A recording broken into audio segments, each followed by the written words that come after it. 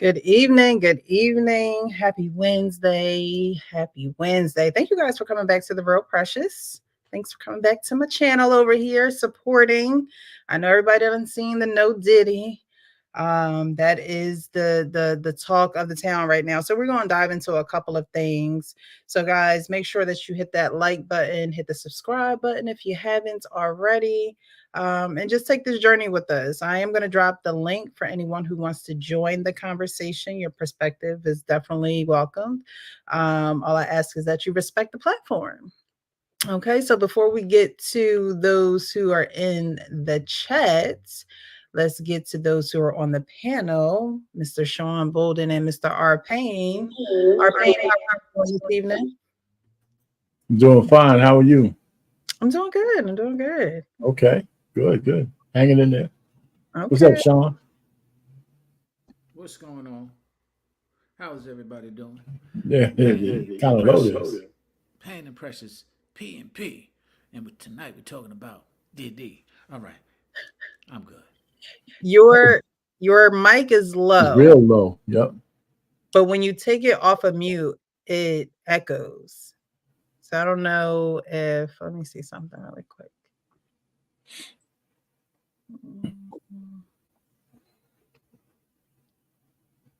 Unmute yourself right now, Sean. I'm trying to, I have you on two platforms on my phone. I'm trying to turn off my phone so it doesn't have the backlash. Okay. Is that better? Now, I think it's better. I don't hear the echo anymore. Do you, R-Pain? I turned off that. It sounds better. You're louder too. All right, cool. It's, all right, I'm going to try. Maybe that's a little bit too bad, though. Does this mic work better? No, you were just fine. Yeah, whatever. Just fine. Yeah, don't change anything. You don't need to do nothing else. All right. I heard the echo. Is something actually playing, or is it an echo? Are you playing it on another device? I stopped playing it on another device. I was, but I stopped. Well, you can just turn it down. I think I just heard myself talking, but we'll work with it. We'll work with it. All right. Mr. He said is in the building saying good evening, everyone. Salute to our sister in chat. Yeah. Mr. He said, I see you guys are doing good things over there. You and the missus. Y'all met King Smith. Isn't he dope? In person. I love that we get to meet each other in person. So I'm glad you guys got to experience him as well. Sean is in the chat saying, Mr. He said, join us. Definitely join us. I will drop the link right after I'm done giving you guys a shout out. I appreciate anyone who comes to watch the show. Like I said, you're welcome to join the panel. Just, RESPECT. Because if it ain't you're getting kicked off, okay? Like Martin said, get the stepping, okay? The 18th letter, I see you in the chat. Good evening, Miss Precious. Good evening to you, too. Thank you so much for being here. Jeffrey Woodland, good evening. Good sis Precious, the panel, the chat, and the mods. Thank you, thank you, thank you. Jeffrey says, seems like it's fitting to be deep. We'll see, we'll see. We're going to get into it, though. And Mr. He says we can hear him now. That's horrible. Okay, so maybe we're hearing the audio issues, but I think we have rectified everything. So we are going to get into it. All right, so everyone has I'm sure seen and heard what's going on with Diddy. I mean, we covered it here before and have talked about it, before, but now we are down the line in what's going on in the story, and it's not looking good for Diddy. It's not looking good for Diddy. Before I go on and play any of audio, videos, or anything, what do you guys think now that we're right here in the game where he has come back to New York? He's, turned himself in. And now the feds are, pretty much denying him, any type of bail or getting out of their protective services. What do you guys think about that? I felt it was coming. I'm not surprised that they denied him. I wouldn't be surprised that they continue to deny him after the appeals. I think they did twice already. And, it is what it is. He is a flight case. I'm sorry, a flight risk, and you know, this was coming. Now, bigger question: is it a distraction to everything else going on in the world or the United States, politically and otherwise? Yeah. Hey, who knows? Mm-mm. No, listen. We knew it was coming, right? I mean, so, but I disagree with not giving him bail. You know, I mean, they give bail to other things. I mean, he didn't commit any murders. He's not going nowhere. Where's he gonna go? I mean, You don't that's the whole point. go anywhere? No, how's he gonna get out of? He's not. You think he's gonna just be able to just leave somewhere? I mean, it's not gonna be that easy. Private jets. Anybody who would take him out of the country will be culpable, right? So even if he jumped on a private jet to try to go to some place where there's no extradition, everybody in that string getting him out of the country would be accessories. Why would somebody do that for him? Money talks. I mean, no, they have been doing a lot of things for him. no, well, that's before the indictment. That was before he got indicted. You know, so I'm just thinking that I think the bail and keeping him in jail is a little excessive. That's all. I mean, I'm not saying he's not guilty or anything. He's got to have a trial, but I just think it's excessive. Here's some of the reasons that they brought up that I thought was pretty practical. One, he has a track record of intimidating and or trying to influence witnesses, threatening them, antagonizing them. And while he's on the street, he has the ability to do that even more so. And that was one of the things that they brought up in reference to his case specifically. And he has already been known and found has done that. And it's not something that has been hidden, you know, according to the witnesses that they're trying to use for this case. They're like, yo, I heard word, or I got word from somebody who said I shouldn't do this. And this is kind of their concern. And his impact and ability to do that while he's out is a significant risk. Yeah. He could intimidate, unless they have a total blackout on him, he could intimidate people whether he's in or out. He could use that. You're right, but people feel more comfortable and safer. Yeah, all I'm just trying to say is that, you know, based on what you just said, almost nobody should be able to get out of jail for bail. You know, I mean, in the past, when he had free reign, his actions. I think they have the attitude that he's been bailed out enough. Don't you think Diddy's been bailing out enough as far as the allegations against him? All he has to do. What you mean by bailed out? I mean, the allegations against him haven't been brought him to this kind of indictment. It's a whole different ballgame now. He's under indictment to go to jail. Before, it's just allegations on the internet. So now he's under federal investigation. Were you here when we reviewed him? He wasn't under arrest. When he did what he did to Cassie? No. We're mixing apples and oranges. I'm talking about he wasn't under arrest. He's under arrest now. He's got all the spotlights of the federal government on. He's not going anywhere. So it's not that big of a deal to me. But we're conflating things. That's what I'm saying. So yeah, what he did to Cassie probably made them step up their game. But they raided his house. Now we're seeing the culmination of them raiding his house. Well, the indictment means everything. Well, you made a good point. It's apples and oranges, and he's the fruit of all of it. yeah, he's the fruit of all. I mean, listen, this doesn't mean he's guilty. I just think the denying him bail is just a little excessive. Right? That's all. I just think it's excessive. I mean, I definitely respect your opinion. But it's just surprising to hear, you know, you say it doesn't make him guilty. Usually when the feds are there, they have something that makes you guilty, right? Isn't that usually when or no? No, you still listen.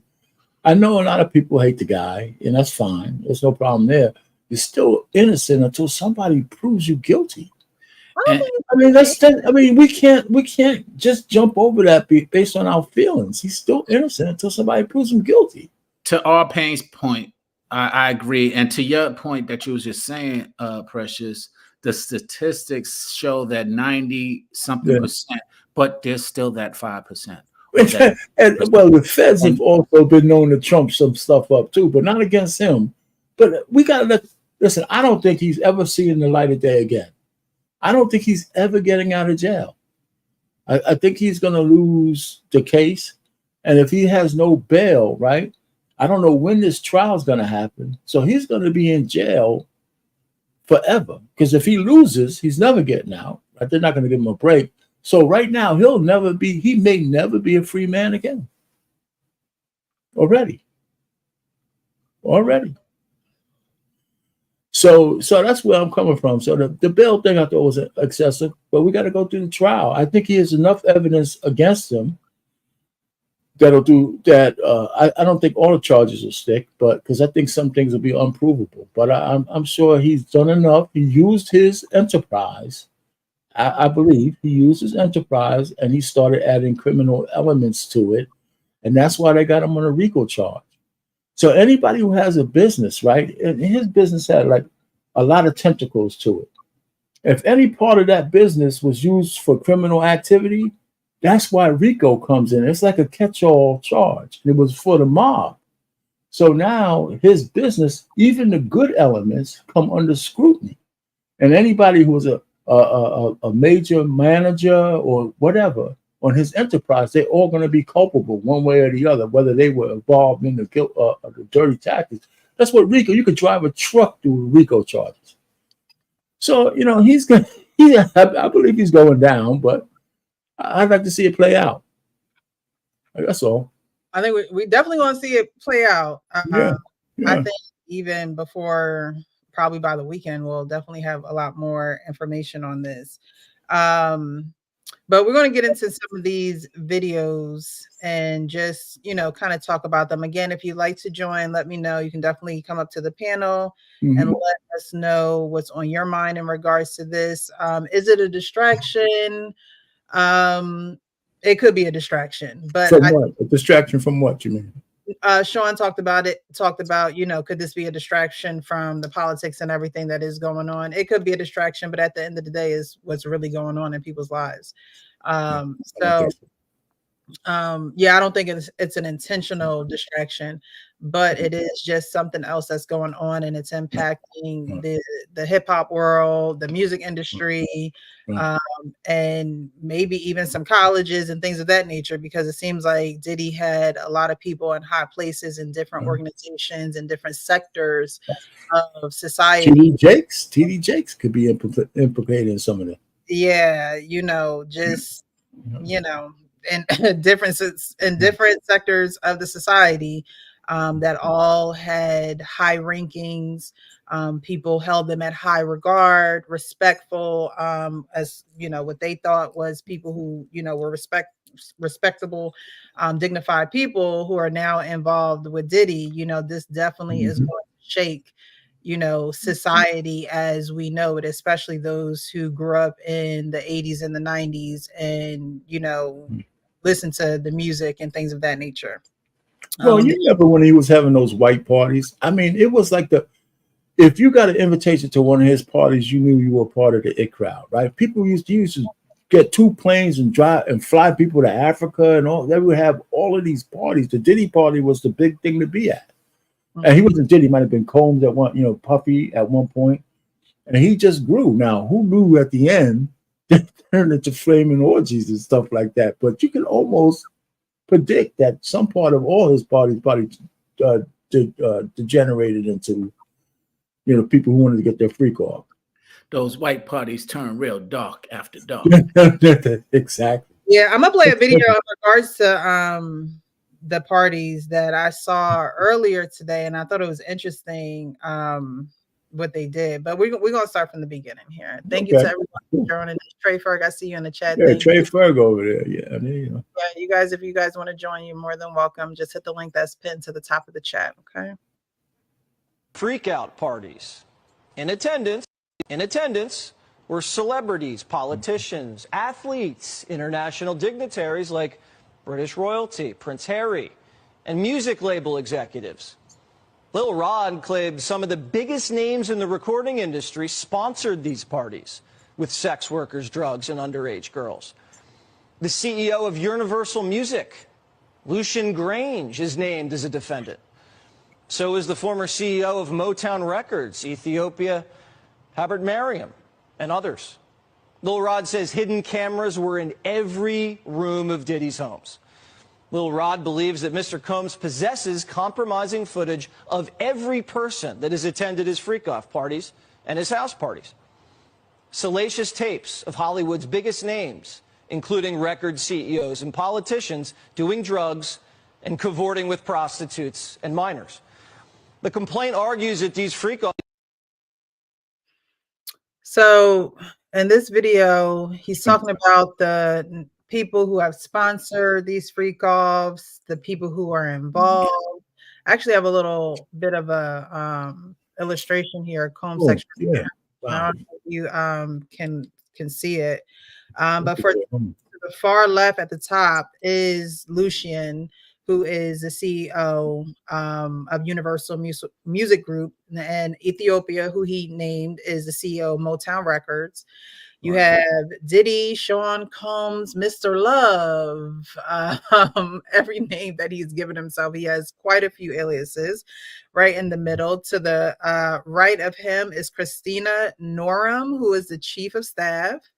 Below her, all the way to the far right, you have Justin Combs, who was a sex worker recruiter, along with Moy Bond, who is a sex worker recruiter as well. Down from them two, you have a Daphne Joy, who was a staff sex worker. Remember, that was 50 Cent's baby mom. Then you have Young Miami, who was a sex worker. If we work our way back to the left here, you have Brendan Paul, who was the drug mule. Remember, wasn't that the kid who got arrested for providing Diddy with his drugs and things of that nature? You have Frankie Santella, who was the money holder, and then you have Fahim Muhammad, who is head of security. So this is just a part of the operation, because I don't think this was the whole operation. I think he definitely had way more people working for him than this. But this is one of the schematics written up of some of the people that were involved. What I wanted to ask you guys is, do you think that people are going to come out against Diddy and talk, or do you think they're going to wait to see what is revealed? Can you put that back up though, too? Is it better for them to come out and just say something, or is it better for it to just be revealed when the feds actually drop the bomb on who's involved and things of that nature? I think you can see both. You can see both. You're gonna see all of that. But when you started telling everybody that this is the sex worker and all that kind of stuff, it's kind of alleged, right? We don't know. Alleged. No, but hold on for a second. Is this? See, they put the title up here, the sex trafficking operation. Mm-hmm. But isn't this also his regular business? Like if he was doing some music and stuff with these guys, this could be an org chart from his regular business, right? And on top of that, overlay on that could be the sex trafficking. That's why the RICO charge comes in, because this could be his actual business operation. But besides just doing business, underneath all that, the dark side is all this sex stuff. What's interesting about what you're saying is that is a business, but with the title being manipulated. Exactly. You're saying exactly what I'm saying. And so I'm glad you pointed it out, because a lot of people don't look at it as such. Now, could that manipulation be true? Yes. Yet to be determined, though, to your point. That's why he's on trial. That's the RICO charge. And that's the reason why, in fact, I'm seeing your point of view, Payne, because we manipulate a lot of things in order to justify allegations without them being proven. And so we do have to find some grace to be able to still give him some grace, even though it looks grim. You know, it looks very I wouldn't use right. the word grace. I would just use his constitutional right to be proven guilty. He's innocent Okay. until proven guilty. So let's say this operation had 10 things that they were responsible for, his music and all this. And the hidden part is how he moved his sexual, organization underneath that. Maybe laundered money, maybe did this and all that under a legitimate business operation. And that's where the RICO charge comes in. That's how I see how they do RICO. So so here's where he went wrong, because if he would have never did that, that could have just been a setup for a great business. But he added all his decadence. If he's guilty, he added all his decadence, and he used his operation to move his product. Yes, absolutely. He's J. Edgar Diddy. Yeah, Um, that's it. you know, It's and unfortunate for him. literally the same things that J. Edgar Hoover allegedly used in forming the FBI and having the information on certain people to give him power and leverage is almost the ideal scenario that is being displayed about Diddy. That's why I say I agree. J. I Edgar. agree. So going back to your question, Precious, is yes, he's going to have some people who are going to volunteer information. They probably already have. And then he's going to have some people who are going to just, hopefully that everything will just go over their head. But there's somebody talking. There's no doubt about that. I mean, you got to, there's some people talking. I'm more curious. I'm more curious about what he's going to say. I feel like he's also Diddy Barnes. Now, what I mean by that, Nicky Barnes, he's Diddy Barnes. Both the Harlem, he's about to take them all. I'm not going down by myself. That's right. That's what I'm more curious about. Yep.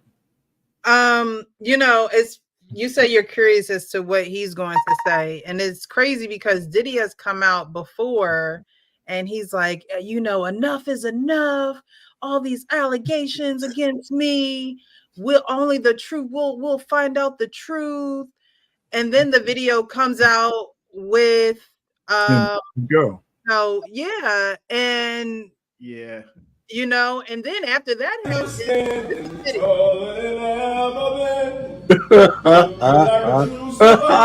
that was the stupidest thing he could have ever done.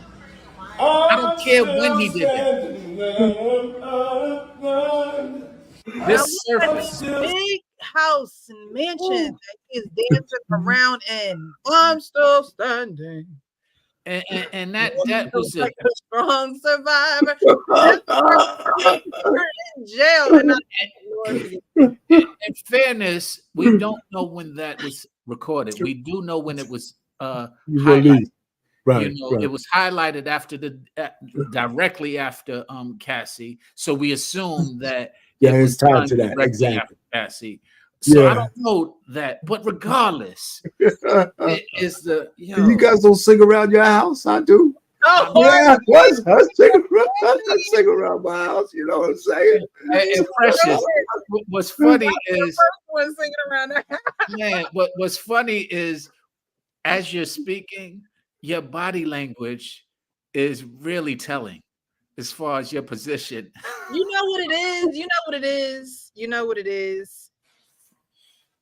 After seeing, the Cassie tape and just him apologizing and, I tell y'all all the time, only Jesus saves. Like, can't nobody save nobody else, Mm-hmm. After seeing all of that and being a fan of Diddy, like I love Diddy's music, Mm-hmm. I'm the first one to throw on the jam and be in here getting it, okay? Just to know that people will dwell in their wrongdoing makes you really look at them like, wow, enough wasn't enough for you.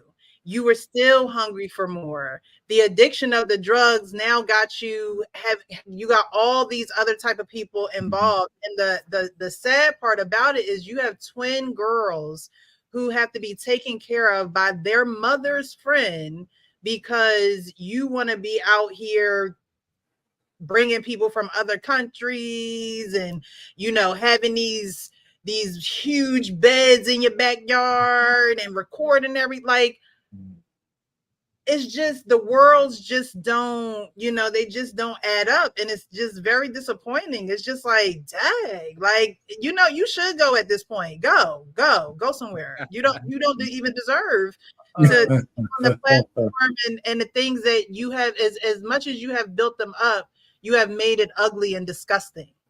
Yes. And Yeah. that's and like I said, it's telling your position Yeah. through your body language. And like my man Mecca said in the chat, this is reflective of Nino Brown and the character of Nino Brown. And in that whole story, there were two dynamics: those who were intrigued and captivated by his power, which is intoxicating, and those who were disgusted by it. And here we are, it's being played out naturally through Diddy. Those who are intoxicated by, you know, and intrigued by his power, and those who are disgusted by it. So it's interesting just to see both dynamics as far as I'm sitting back looking at it, because I understand them both. I can understand those who are intrigued and those who are disgusted. So I just sit back and I watch it play out, because, like you said, no one can save him other than, well, he thought he could save himself, and that was the arrogance that was, you know, protruding out of his pores because of the power that is so intoxicating that he was blinded by. So here we are. We're sitting here dealing with a very powerful, arrogant person, and it's interesting because I've been so close to it yet so far from it in my walks of life, and it's so I just am mesmerized by it, because I'm not surprised by anything, but mesmerized by how it actually plays out in the parallel it has to movies and characters like a Nino Brown that we have seen, which was depicted about around a real person.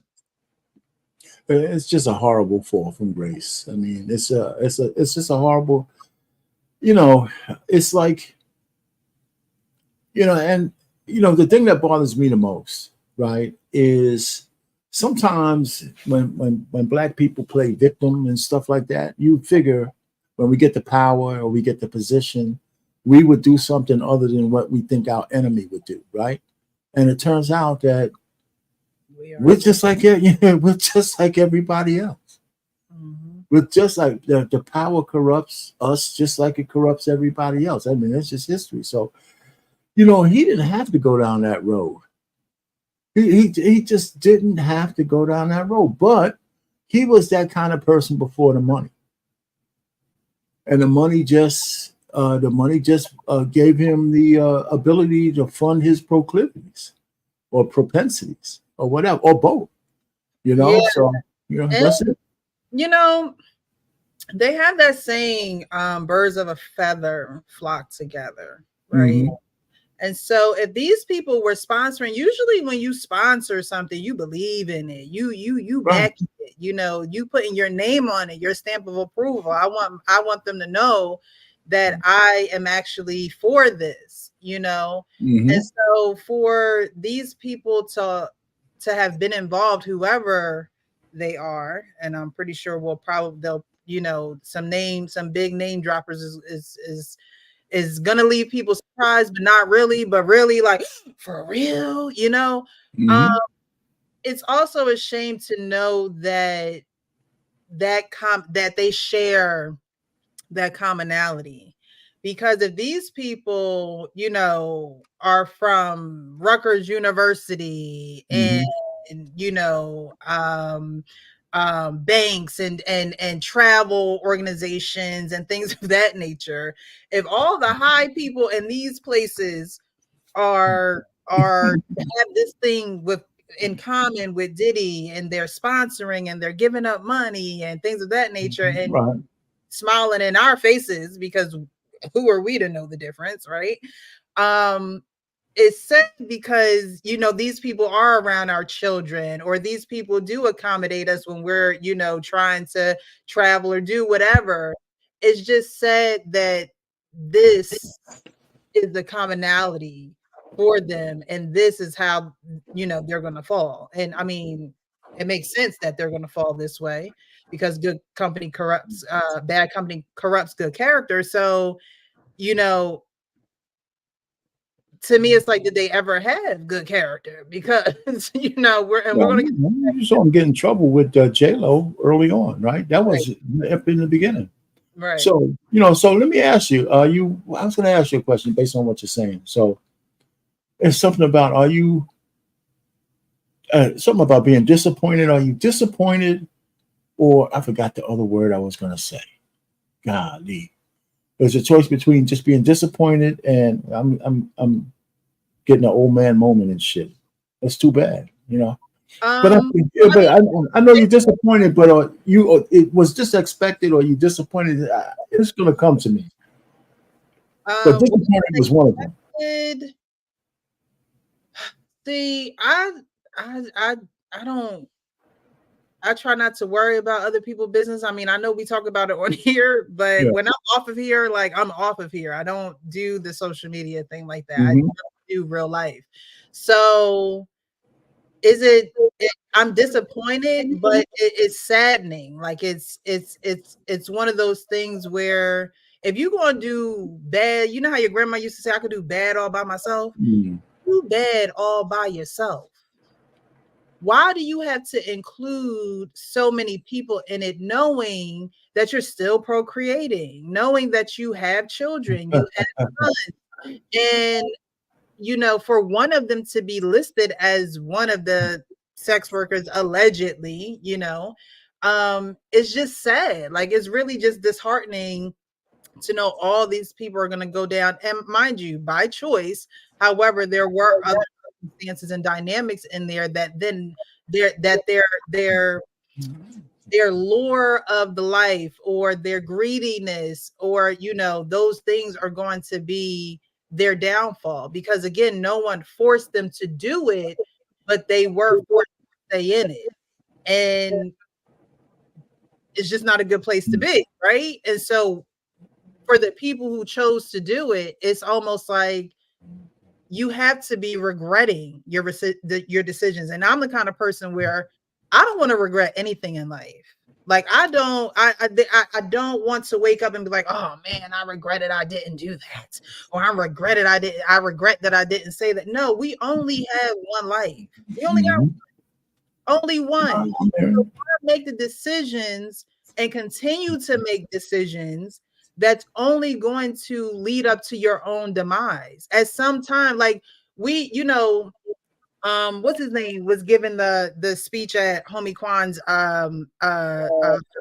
he said that we're on borrowed time, but a lot of people are on borrowed grace.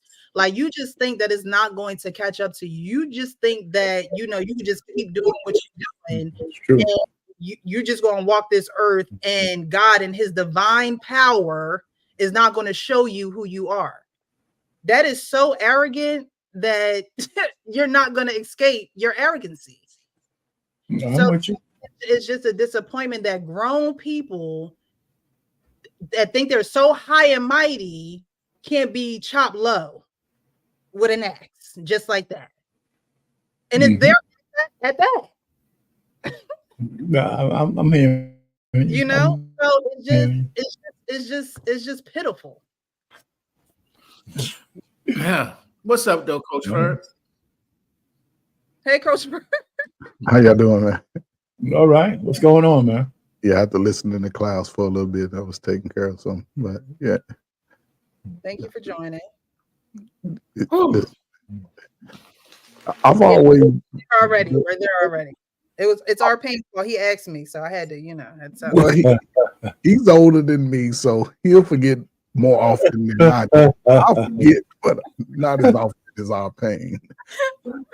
Yeah, one slip up, man. One slip up. I'm in the White House already. Yeah, I mean, you notice just how they handled this situation differently than anybody else's situation, because in a sense they did, because they raided his home. Okay.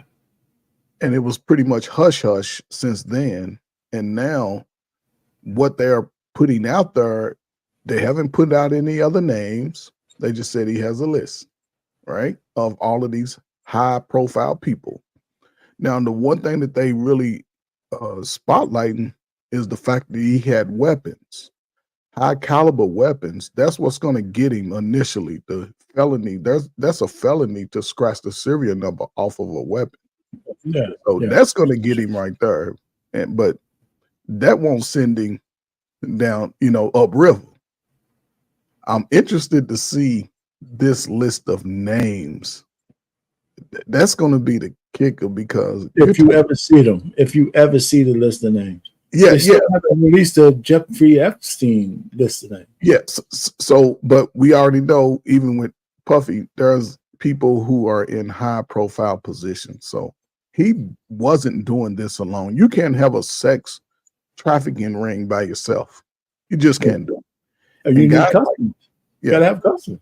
Yeah, you gotta have a ring of people. A clientele, yeah. Yeah. But guys like, I don't know, what is he going by today? P. Diddy?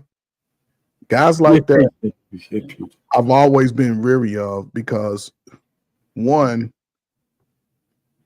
he's I guess the way I'm trying to say is, the way he presents himself like he's the man, he's really not that. He hides behind his title in the music business and what he can do. Guys that take steroids, I never trust guys that take steroids to get muscles. And you can always see a difference, because they're going to be a buffer, like a swollen muscular instead of just cut muscular. So I never trusted guys like that, because it's always something that they're going to present. What's that? Their representative is not going to be their true person. I would, and because what we're seeing now is everything that he done behind closed doors. I like to lotion up. I think most women like to put lotion on, but I would like to see how many bottles of baby oil and lotion you got in your closet, because he shopped at Costco. He got a big box of Costco. How is that relevant?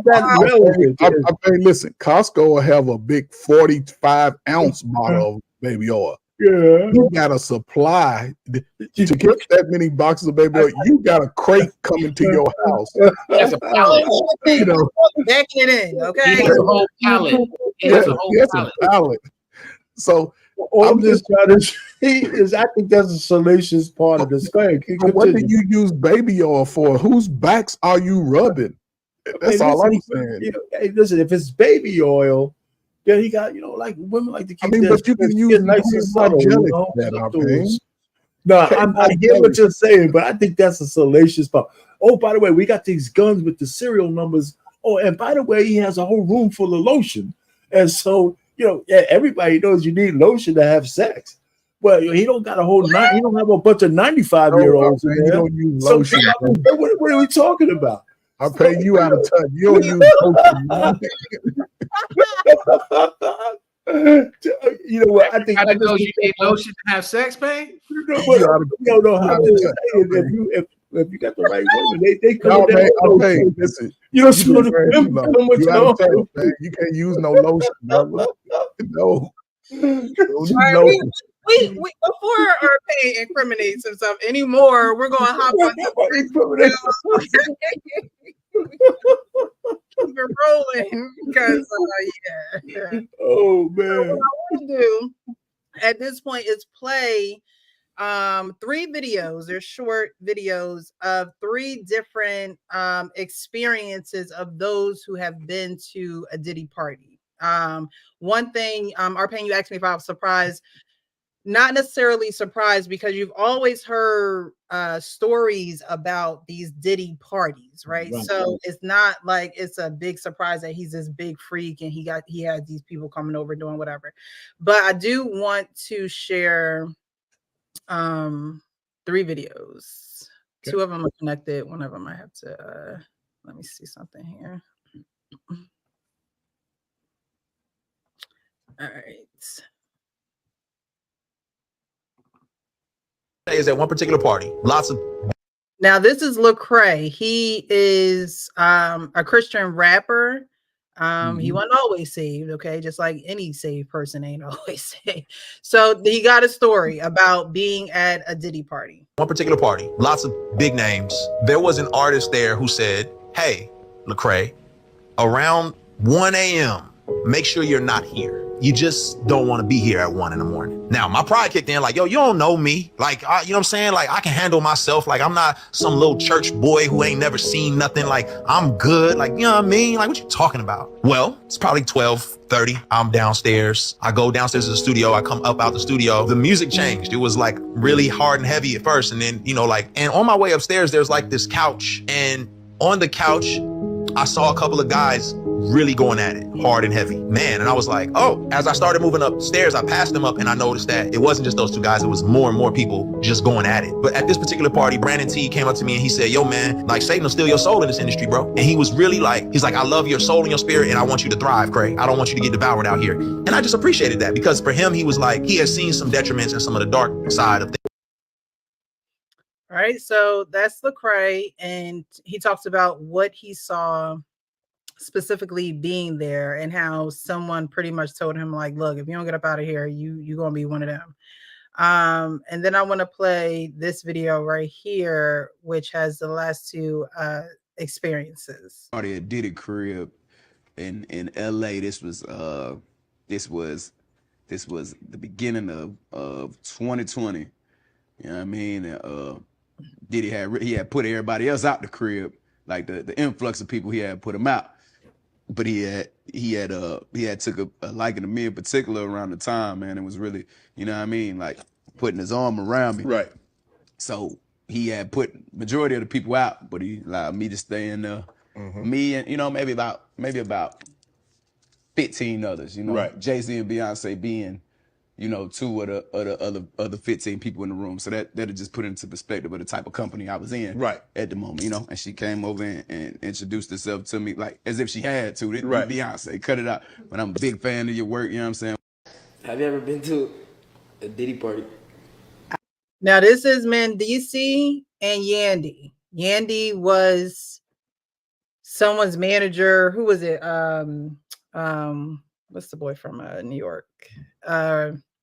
She was in the music industry as well. I can't think right now. Yes, Jones, Mike Jones. No, Jim not Mike Jones. Jim Jones. Jim Jones. She was his manager for a little bit. And she's been in the music industry, and everybody know Mendici, you know, they're married. And so this is their story about being at a Diddy party. And not only are they telling the story, they're telling the story with their children in the living room. This is not a conversation just between them two. This is a conversation between them two and their two children. I have, and the crazy thing is back in the days, because I worked at the label, Diddy would have parties and he would send out his invitations. Ladies, go get your hair groomed, go get your nails done here, outfits from, men, go get your cuts from. He would give a whole to-do list in order to get into his parties. Were they good? I've only been to one, and I think it might have been a birthday party of his. It was. Now, listen how Mendici was like, were they lit? Mendici Jr. And look how Mendici Sr. is like scratching his beard, looking off. You know, I've been to Diddy's 30th birthday party. Dun, dun, dun, dun. So they both been to a Diddy party. Ain't that crazy? And you went to a house party? A what? A house party? Yeah, I've been to plenty of house parties. Diddy house party. Yeah, I think I made you there. Welcome to the world, scene. Thank you. So shout out to Diddy. Oh, child. Did I hear that correctly? Yeah, you did. Yeah. Yes, you did. Him and his wife was breaking it down in the party. Hey, listen, you know, okay, so we're using these things in the backdrop of him being indicted. These are parties with consensual people, so I don't see any criminality yet. Decadence, yes, but criminality, no, not based on these videos. Look, I don't have the criminal evidence. If you came here to see that on pain, No. I'm just saying, but in the backdrop of we know that he's been indicted. The flavor of these stories takes a different turn, right? If, that's what I'm saying. They just do, because in and himself, if he was just a Diddy, we were just talking about Diddy the mogul. We could show these same videos, and we'll just say his parties got lit, wow, sexual, In the backdrop of this, these like sounds the beginning of his sexual exploits. And the thing about sex, right? The old mundane things get old, so you keep adding shit to it, adding stuff to it, and I think that's what happened. Then it just went down into the rabbit hole where we could start saying maybe now some people were there against their will, or maybe some people were there because they want a record deal and they're doing things, the casting couch, and that kind of stuff, So those things are prevalent, but these videos. Oh, his parties were freaky. Okay, I thought that from the beginning. But what's interesting, there's a difference. Okay, and Ray kind of alluded to it. There's the Diddy party that the average person might go to, be like, "What was wrong with that? It was spectacular. It was marvelous." And then there's the after party. And that was limited to certain people who can take it, so to speak. No Diddy. But no, I agree. I think that's exactly how it went down. But even the people who went to the other parties, I don't think they were regular people either. You had to be invited to a lot of stuff. Agreed, but there's a difference between participating or understanding.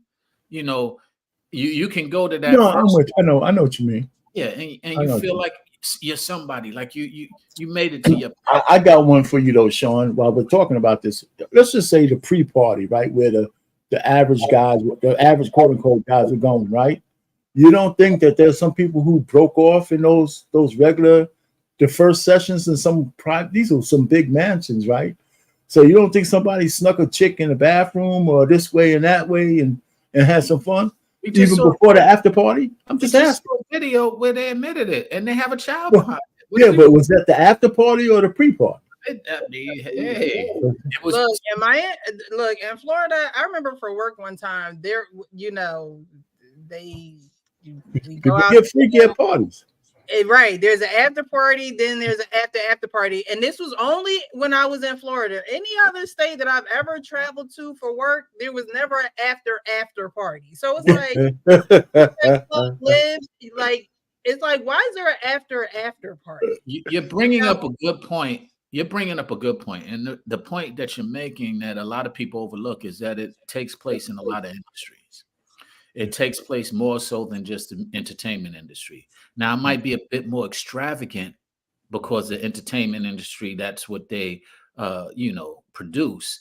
But there's a lot of, when alcohol, for example, hits those corporate parties and gatherings and people start partaking, there's a lot of stories you go into corporate America about that their wives or husbands wouldn't want to hear. Oh, yeah. So let's, I just think that it's a bit more extravagant and entertaining in the entertainment business, music being the backdrop, I'm sure. than some of these other things. But the mindset is pretty similar, pretty parallel. Because even in those conventions, you have to be invited. You have to have achieve certain things usually to be flown out to those conventions that are produced by corporate America. You have to be upper management. You have to be achieve certain things in sales or so on and so forth so you get there, and of course they do the business. That's the first part of it. But after they start pouring those drinks and there's another part. You all have hotel rooms. Instead of a mansion, it's in a big hotel. And you have these rooms that, hey, would you like to come in? And so it's the mindset is similar, although it's a different background and backdrop. And yeah. Look at Coach Ferguson. Look at his face. I mean, we talked about the business, right? So mingling and things of that nature comes with the business. But when you take it as far as when I'm ready to go and I say I'm ready to go, and now you holding me against my will, now we got a different situation here. I agree with that. Thing if it's like, oh, I'll stay the night, or I'm cool, I'm comfortable being here. But when I say I'm ready to go and you're not letting me go, we got a problem. What's interesting about that? She just what's her name? Yan. What's her name? Yancy. Yeah, well, yeah. Well, she just made a good point that lends to what you're saying. A lot of it was control. So you're ready to go, but if you were chauffeured there and it's in a place where you only can get chauffeured to or flown out, you're ready, your ability to dictate that or be able to even say that is limited. So the mindset that they're trying to hold them on might lend to what you just described. You ready to go, but guess what? You can't, because in order to go, you have to have a car get up there or a plane to actually get you out of there, because you were flown in or you were chauffeured in and you were taken there. And I say that because let's just say the Hollywood Hills. There's a lot of parties that are going out here.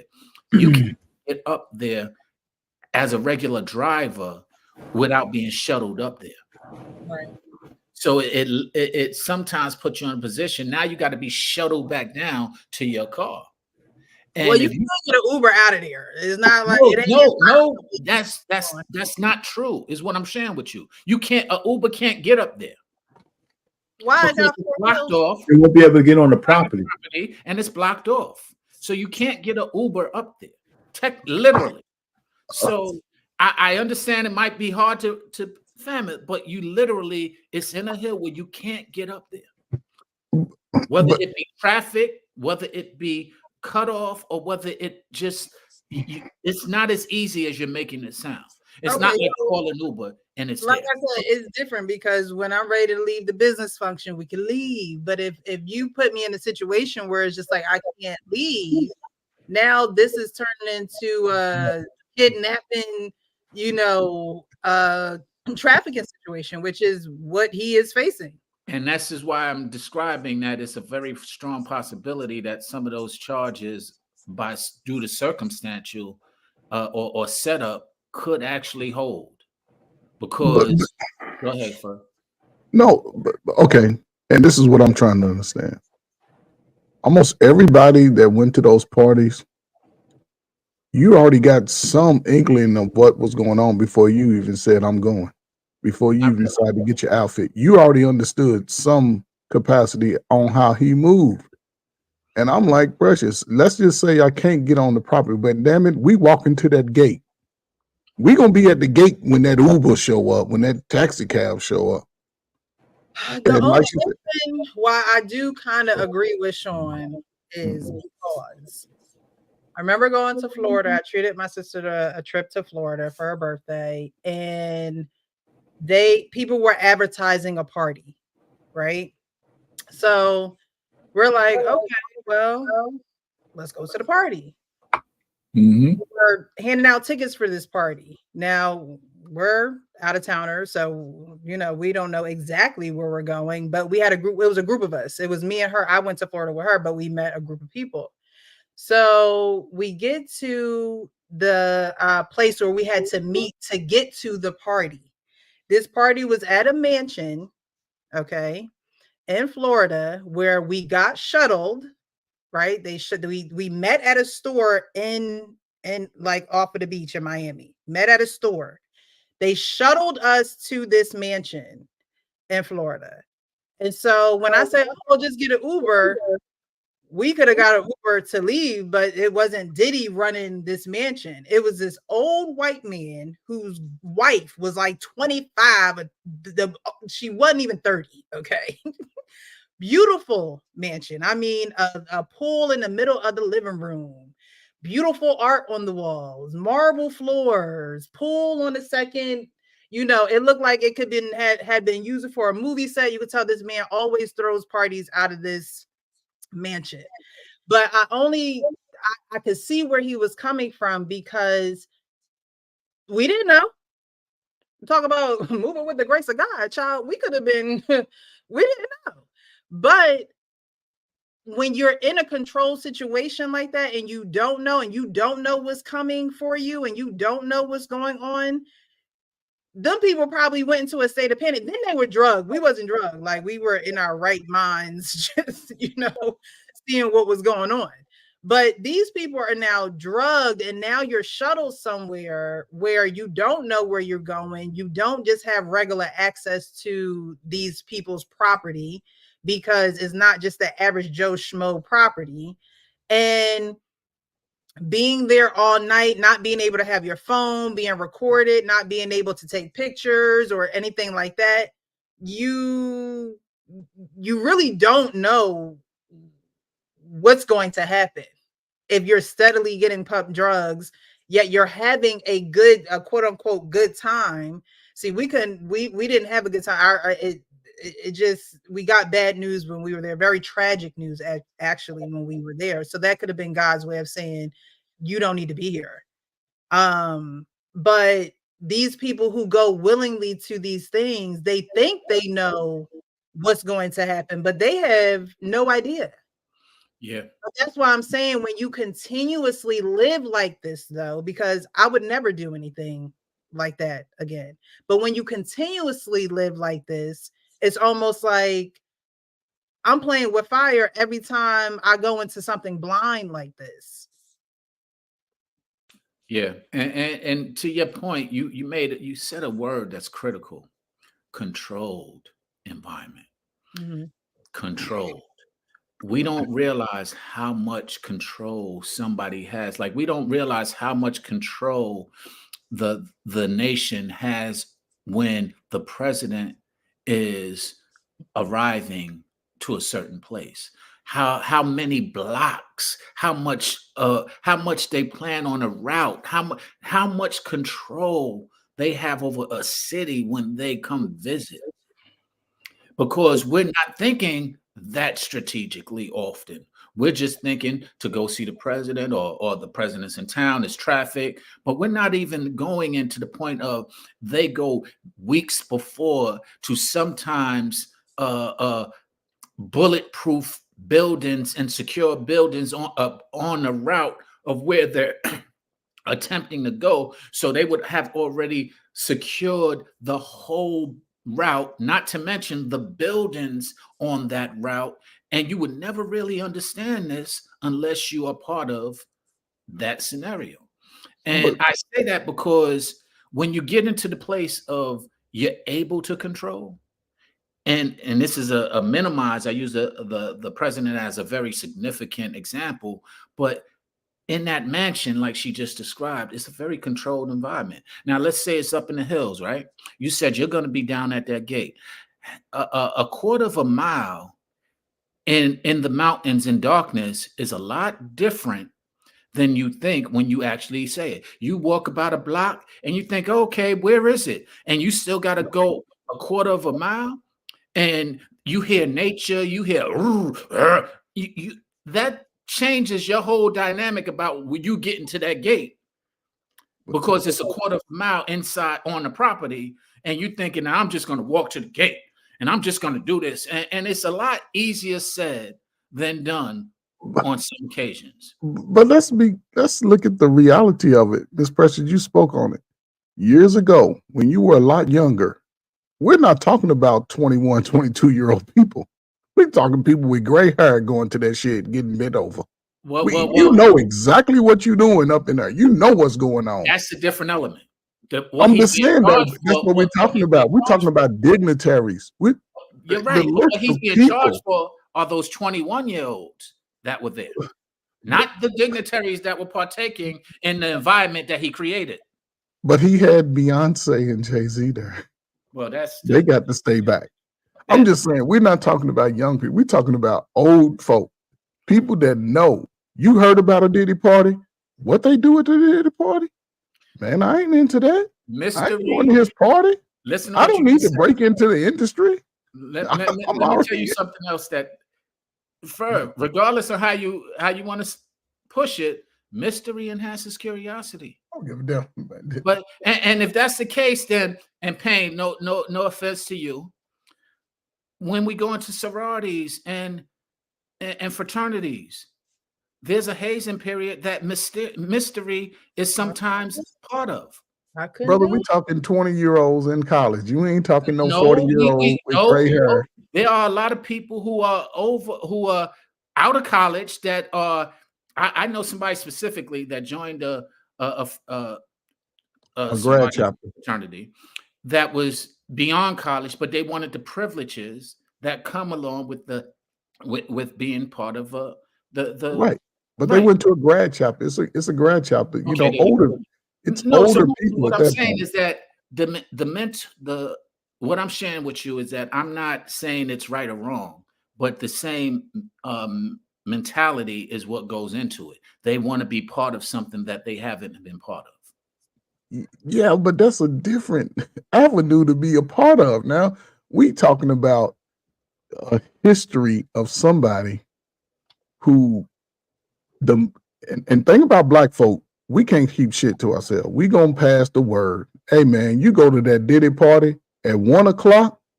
Hold on, you better be leaving, and you better find a way. Hey, a group of us, we gonna be holding hands going down that damn mountain. We gonna have our cell phone lights on. We walking. Pressure, you take off your shoes because it's gonna be some rocks. You might have to go barefooted or throw on your flats. We getting out of there. We talking about grown folk. We talking about grown folk. We ain't talking about 20-year-olds, people trying to break into the industry. We talking about people that are already old enough to understand that you get the hell out of it. If I walk into a party and I see two people over boning, making out, whatever they doing, it's, you know what? I gotta get home, man. I shouldn't even. I'm gonna make a decision right there. I agree with you wholeheartedly. What I'm sharing with you is that everybody doesn't think the same way you do,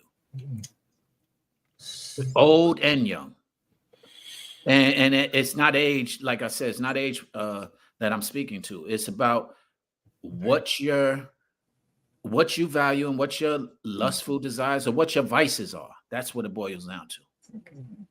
And if your vice is women, you're going, all of that, what you're speaking goes out the window.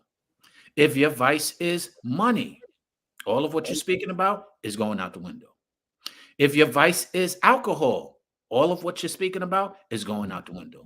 If your vice is drugs, all of what you're speaking about is going out the window. Now, what your vice is sex, yeah, it's all going out the window.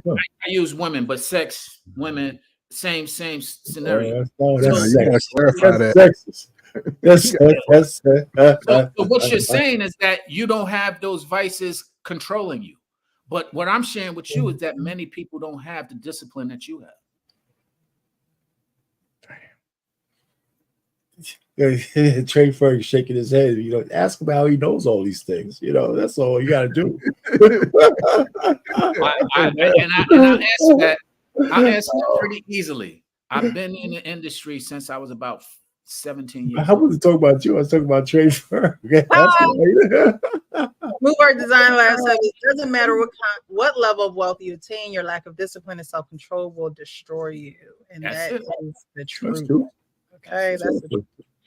Now we're gonna get into Nancy Grace has some things to say about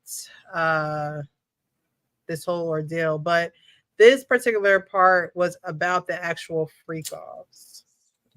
Okay. Monty, speak with some degree of familiarity with Sean Puffy Combs' white parties, where everybody has to wear white. Hold on. It's not a... I'm sorry, I said freak-offs. I meant his white parties, but I guess these were the earlier parties, white parties. Yep. Party for everybody. Listen. Adria English, a dancer at Sean Combs' annual White Party. She accuses Combs of grooming her for sex trafficking, forced her to have sex with guests. In her lawsuit, English says during one party, she was told to wear a black dress was a signal to others she was a sex worker. English says she went along with Diddy's demands out of fear for her safety and future job perspectives. English says When she broke ties with Combs, he ruined her career. English also filed a police report with Miami Beach PD alleging Sean Combs coerced her into having sex with 3 guests in attendance at his white party. Miami Beach PD says the investigators will turn the evidence over to federal investigators who will decide whether to pursue charges. So that's someone who was told to dress in black to come to the parties. And That's the sex funny worker. thing is, she did it. So I can't really have too much grace for her because Mhm. she was told to dress in black and she dressed in black. And after And she went. and And after the picture that I just saw, right after you saw the civilized picture, you see her doing the showing your butt. Here's your butt. this is the part I have the most problem with when they talk about these women, like they don't have any agency over what they do. That's the only I have a real big problem with that. Now, did he offer them drugs? Did he actually ask them to have sex with 3 women, 3 guys? All that could be true. It's the way they characterize it that bothers me. You know, it's like when it comes to sex, like women never are responsible for anything that, well, I shouldn't say never. In these kind of cases, I don't see, if he didn't have such a propensity of other evidence that could say that he could be a guy that forced you to do that. It's like one of the things the guy said, even on this one, he forced me to do it, but I really wanted to be successful. These are the kind of things that bother me. She really wanted to be successful, so she was susceptible to what he had to offer. That's the casting couch. That's what that is. Now, is it right? No. But you know what? She didn't want to be. She didn't want to work at Hooters. She didn't want to work, somewhere else. And the same thing goes for the dudes too. It wasn't just women on a casting couch. Men, some guys, were on a casting couch as well. And so I'm just saying, is he a bastard for putting that up there? Of course, but I mean, we got to stop painting people as some, So these are the kind of charges he could get off on. I think you might not be able to prove that they were all innocent, and some of these women are just looking for money. Well, some of the plaintiffs, right? Plaintiffs are just looking for men and women, because you got men coming after him for money too.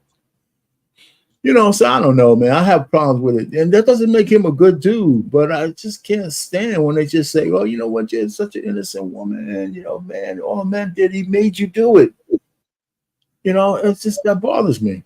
It really does, because it's not necessarily true, but it doesn't mean a bad thing didn't happen. But you wanted to be a star. You wanted to be a star, so you compromise yourself. But can I ask this? Do you think P. Diddy know what these people do when he pull up on them? As far as these young women, I think When you say young women, you mean women. I mean, we ain't talking about if they're underage, that's one thing. But if they're women, legal age, they're women. Yeah, but what I'm saying is, as far as the women, how can he recognize to go up to just a random woman and be like, "Okay, I want you to." They're not random. They're not random. They want to be in the business. Can I answer? Some of them are random. That's why it is sex trafficking. Can I answer? No, what I'm saying is, as far as how like this young lady, how he wanted her to present herself. To me, I think he would already have an idea of what she does. Well, here's the reason. So, here's where I could give you. Okay, you help me out, man. How that doesn't, because let's just say you meet somebody who's an average person, right? And the average bills of theirs are, let's say, $60,000 for the year for her rent, car expenses, and so on and so forth. That's an average day for you. So you have the conversation, "Hey, how you doing? Oh, I'm in college and I'm doing this and I'm thinking about doing that." And I'm thinking, "Wow, I could help you. You know what? You just seem like such a nice person. I like your vibe. I'm feeling you. I'm puffy, blah, blah, blah, blah." They already know who he is. "I'm puffy. I feel your vibe. You know what? Today's your lucky day. Here you go. Go pay. How much is your college?" "Oh, really? Here, I'm gonna finance that." "How much is your rent?" "Oh, really? I'm financing that." How much is your expenses? What would you, if you didn't have to do nothing else at all? What would you need? Oh, I don't know. Maybe about 100,000 is what my yearly. You know what? How about you come down and work for me? I got a party. You could just be a hostess. You don't got to do nothing. I want you to wear black because it'll make it's an all white party, but you'll be working there. So I want you to wear black and just come on down, have a good time, and you can be paid. So these are things that I'm just loosely coming up with a scenario that could possibly happen. Yeah, there's a fatal flaw in your scenario. There's a fatal flaw in your scenario, Sean. There's a fatal flaw. Nobody gets all that shit for nothing, man. You can't just you just laid this whole thing out. Wait. Pain. She knows she would have to pay the piper for that. Hey, Pain, that's not entirely true because guess it what? is entirely true. Let me share. I mean, you're painting the girl as some idiot. Let me share with you. I mean, come on. Let me share with you why. To your point, yes, but here's where it gets a little bit okay. Because there are you have heard of stories of Cinderella stories where people have come and said, you know what, you have such a bad life, we're going to gift you, especially celebrities. You see it on TV. Oprah Winfrey, hey, today's your day. You get a car, you get a car. So they say like this. That's not the same thing. But the point is, it's not the same thing because you're going on the specifics of what you would do. Now, no, not. The scenario you painted is different than. It's not the same as Oprah giving these. Oprah doesn't have this. I'm gonna give you a car, but you know what? After I give you this car, I want you to come up with me and Stedman and go hang out. I mean, we're right. The whole thing is you're talking about on her show, but let's just say I gave that was a bad example. Oprah was a bad example. Thank you. But let's just say somebody like, and I'm using shows, and that's why it's a bad example but like a Steve Harvey show when they have somebody who wrote in and said, hey, I'm going through this. Well, what I'm sharing with you is that they see that, and then this is what he's speaking, and he's capable of providing it. So I don't disagree with that part, though, Sean. I agree with you. All that stuff, the scenario on his part makes him a cad, makes him a groomer, it makes him all of these things. The only part I don't agree with is that the woman accepting all this thing thinks she's going to do that with no strings attached. Well, she got to be a complete idiot. Listen, I got 2 daughters. If one of my daughters came to me and gave me that story, I would say, I would feel I failed as a father. I'm glad you said. You know what I'm saying? Because they would never be that stupid. You're lending into my point of view. Let me tell you how. Okay, John. Now. They go home. They didn't have no father. They go home. No, they go home to their parents and say, hey, this is what's going on. And he says, hey, I'll meet your parents. I want to meet your parents. He comes across. Now, wait. This has happened. Meeting the parents. Cassie, this happened to specifically. We had this discussion before. We did. He went to a cousin. He went to her friend's house uninvited. Her cousin's house to a birthday party, uninvited, being very. But again, it's Puffy. So you ain't invited. You don't ever go invited places. You walk to places and they invite you in. That's the case. Your scenario is bad, man. It's just a bad scenario. The point that I'm making, and this is what I said, I've seen it several times, is that you now go, R. Kelly was a good example. You now go to the parents, and the parents are coerced into agreeing to through their horrible parents, man. Sean, if a guy came to me and said, "I'm gonna hook your daughter up with all this stuff," they would have to almost kill me. You say, "Would you think I'm stupid?" I'm not a special. Don't give me none of this. I'm just a regular cat. No pain. Who knows when? I mean, come on.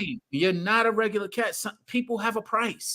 That's what it boils down to. So the parents had a price. They should go to jail too. Yes, is my point. Yeah, but you he can afford the price. You're still trying to absolve the woman from her accepting this stuff. I'm just giving you a perspective of where it can be absolved. Now she going to let's talk probabilities.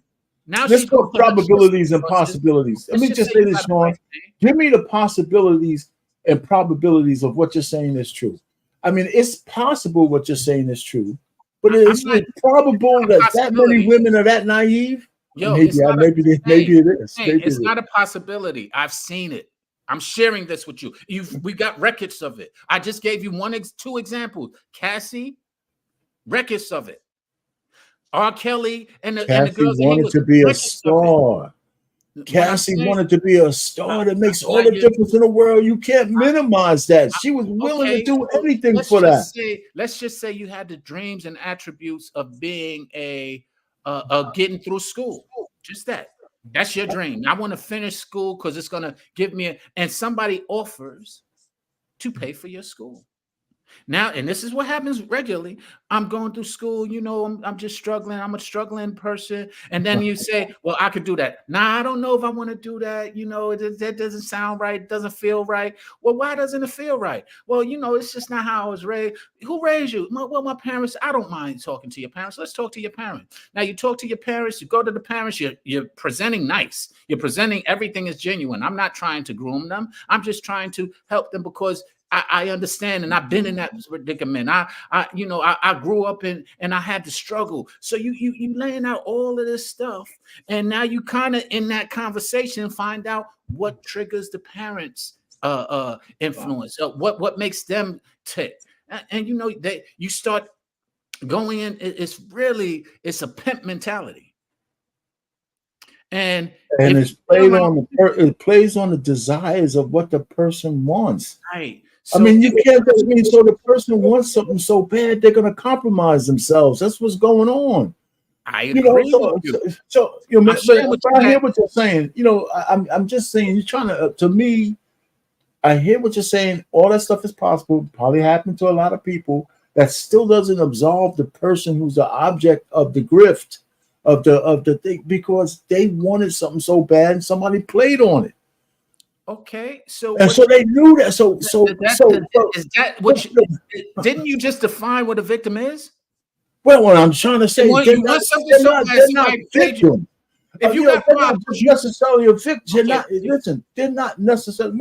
There was this thing with hypnosis that if you get hypnotized, they can't hypnotize you to do the things you don't really want to do. I don't know if that's true or not, but I've heard that before.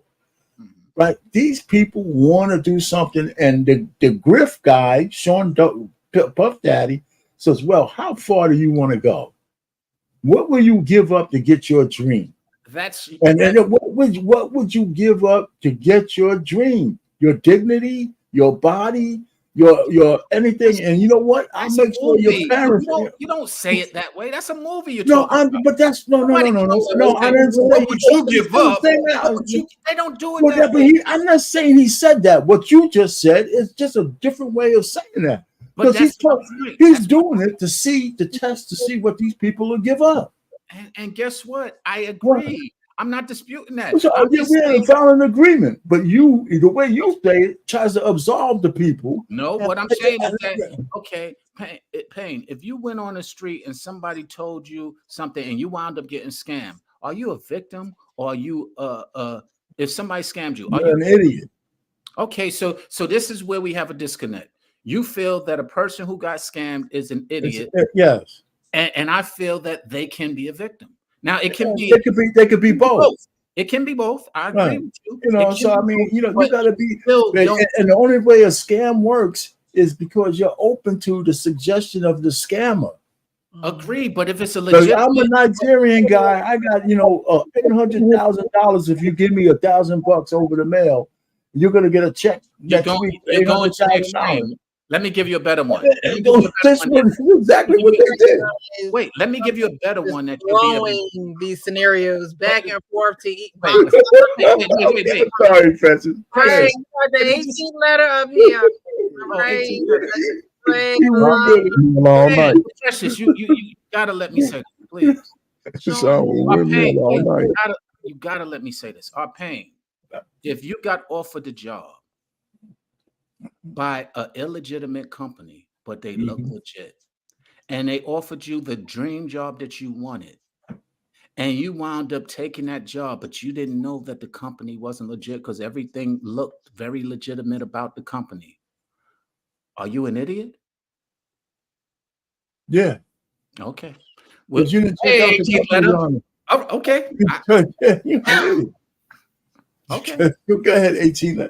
You could be a victim and an idiot, but you're an idiot because if it's that good, you got to check it out. You got to know there's some infrastructure there. Go ahead. Hey, what's going on, 18 Flatter? What's going on, Arpain? How you Yeah, doing? man, we've been windmilling, man. Windmilling, man. You know, I just wanted to windmill a little bit. What's going on, man? I just want to give a shout out to Miss Precious. Thank you for allowing me on your platform, Miss Precious. Really appreciate it. I want to give a shout out to the brother Sean Bolden, and I got to give a shout out to the OG Trey Ferg. How you been? There you go. What's going on?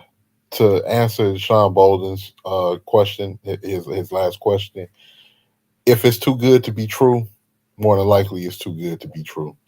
If things turned out to be illegitimate, once I got into that job and I realized that it was illegitimate or something wasn't right or something was not being ran properly, if it's my fault if I decide how long I'm going to stay. And then whatever happens to me, if I make the decision to stay, that's my fault. I got to hold on to that because I knew things felt, it's like if it's being ran by the mob or something, I knew things felt like it wasn't right and it was too good to be true, but I wanted to stay because I enjoyed the money. Or maybe it was, or maybe I wanted to look the other way because I felt like I wasn't going to run across another opportunity like that. So whatever happens in the end, if I end up falling victim to it, that was my fault because I felt things wasn't right, but I chose to stay because I thought I can benefit. And you're right, but that's very hindsight. You can always come to that conclusion, hindsight. But let's just say Bad Boy is a legitimate company. So is Sean John. So is Revolt. And if you're offered a job there, let's say 18th letter, and it's a job that is a legitimate job, and of course you're making more because it's in a different industry than you're used to. You have been working regularly, so now you're getting a job. So you don't really know the scale, but the scale is above what you're used to. Let's say you're used to 50,000, and the scale in this industry is 150,000 for that type of position, and you're offered that. You're not looking at it as illegitimate. Now you get into this job and it's working well. You're doing everything you're supposed to do, but you happen to get introduced or exposed or invited to something that seems to be pertaining to your job, but it's a party that your job is throwing or a convention that your job is throwing, and you go there to do your job.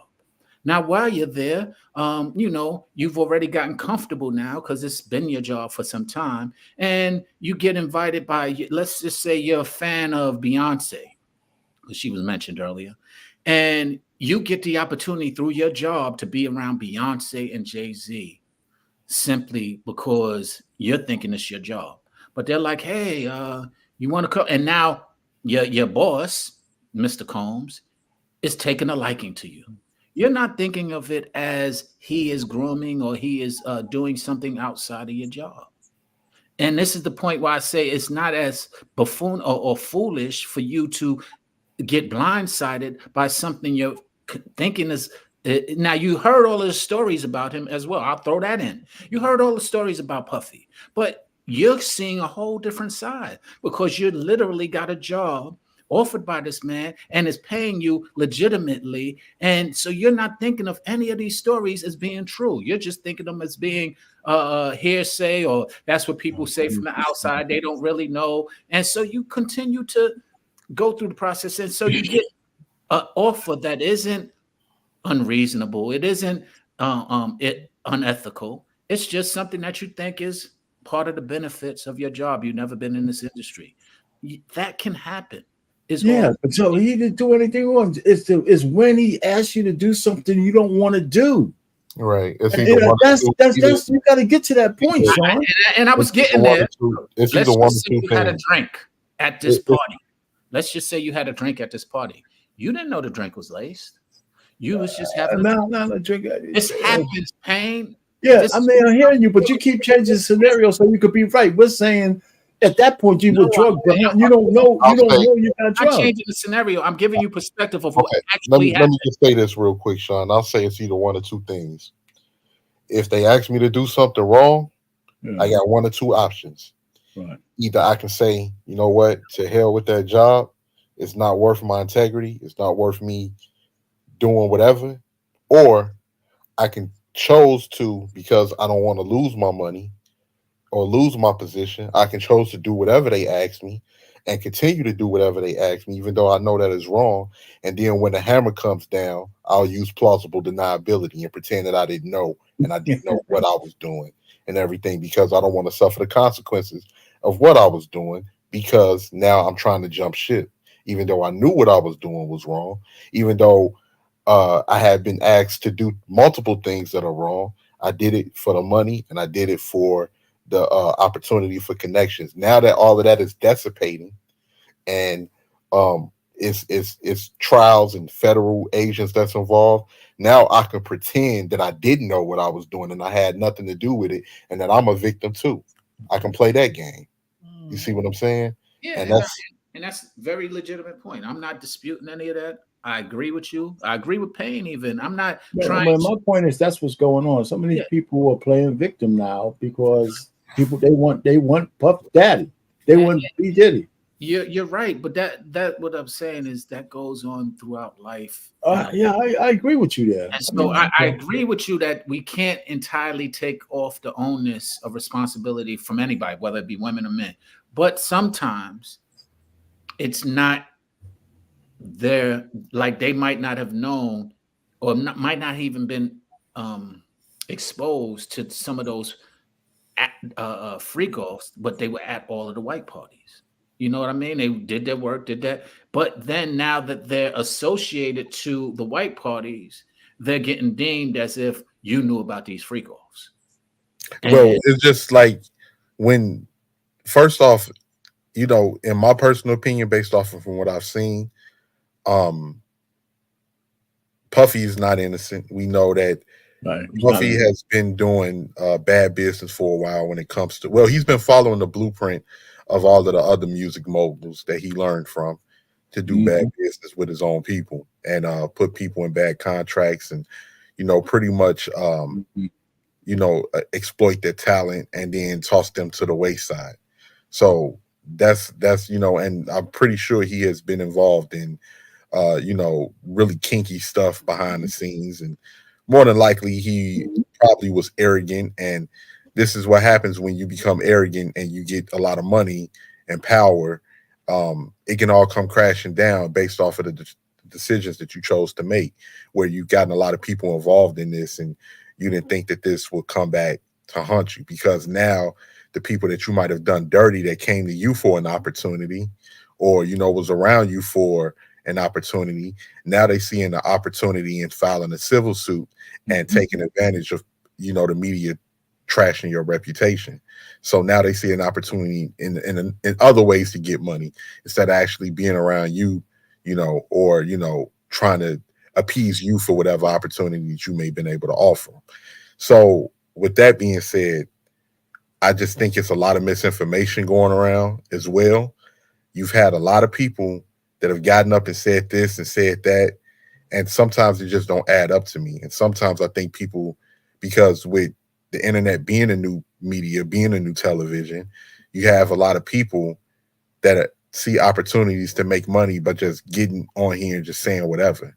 So I think it's been a lot of misinformation that's been spread. You've had celebrities who said they've been to Diddy's parties and he threw great parties and they never saw nothing that was kinky or anything super X-rated. Now, grant you, they may have not probably gone into the deepest, darkest abyss of rooms in wherever they was partying.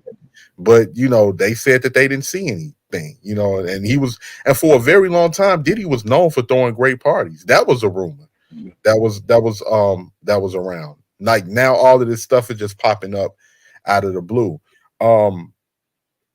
I've read some of the indictment, some of the pages. I didn't read the whole thing. And I think, you know, if he's being charged for, if it's undeniable proof on what he did, he's going to get what he got coming to him. You know, I don't know what's going on with the 1,000 gallons of baby oil and lubricant, all this other stuff that he had going. I'm like, even I'm like, come on, man, what you got going on? Like that, 1,000 bottles? What is like? So a lot of people were it's involved. obvious. It's obvious that you got something, you into something kinky, but it's a lot of other people that's kinky right along with them, that's into it. And all of these people now, we got to remember, it's called sex trafficking because it possibly took place across state lines. You had people that were either flying over or people that was driving over to be a part of this. It doesn't mean this was coerced or this was forced upon people. And that's the thing. I just think it's this narrative that's being painted that you got people like R. Kelly, people like Diddy, that they were out here, these, evil moguls forcing people into doing stuff that they wanted, they didn't want to do, or they didn't want to participate in. And I got all the money and all of this. So what you going to do? And I can do this. Usually, like when people like that are very famous, you can't get away with doing stuff like that because your name is too big. And you can get sued for anything. As we see, a lot of these suits that people are filing are civil suits. That automatically means they're trying to get money. These are not criminal charges, because if the man did things to you that you felt he took something away from you or harmed you in any way, you're gonna want to file federal charges. In my personal opinion, with Cassie waited 7-8 years to file that civil suit against him because it was a some type of something in New York state law. The New York law to get Donald Trump, they opened it up for a year. The Survivors Act, I believe. Right. And I'm not saying, we saw the video. I'm not saying that Cassie deserved anything, but I just find it baffling to me that you would stay in this predicament for years on end. And, you're around this man and he's this super tyrant, as you would say. And then on top of it, you got your husband, you rolled off into the sunset with your husband. 7-8 years, you found the opportunity that you can get money from the situation, and you took advantage of it. When people saw that she was able to get money, everybody figured that they was going to get money, and then now a snowball is turning into a mountain. And everyone else, for the guys that filed lawsuits against Diddy, in my personal opinion, that's BS, because I'm a grown man, 6'1", 230 pounds. Ain't nobody forcing me to do nothing that I don't want to do. Are they drugging you? No, I'm watching everything around me. You're not just going to be giving me anything or nothing like that. And I just find that part hard to believe, Miss Precious, because I just can't. And then on top of it, why wait so long? Let me ask you a question. And I'm not defending Diddy. You just let me ask you a question. It's nuances to all of this. It's a lot of murky information. I agree. And let me ask you a question. Have you ever been or know of anybody who's been bullied? Yes, as children. I did. Okay. As children. Okay. So why did they wait? Or why were they able to continue to get bullied? They were afraid. Okay. So why couldn't Cassie be afraid? I mean, she could be afraid, but I would think at some particular point you would take action, because those kids that were bullied, at some particular point they took action. Not always. They wasn't going to tolerate it no more. Not always. But Cassie wasn't a kid though. Room was her action, and we saw what that action got her. She did try to do something. She tried to escape him. She actually got away from the hotel. We covered this. She got away from the hotel, left the hotel, went to her apartment, and came back to the hotel. Well, that's what I'm trying to understand. We don't know how many times she got beat. See, that's the thing. We don't know how many times she got beat. I think it was, we saw that one time. How many times? But could she have gotten Stockholm syndrome? Maybe. She could have been. What does it take to get beat or paid? No.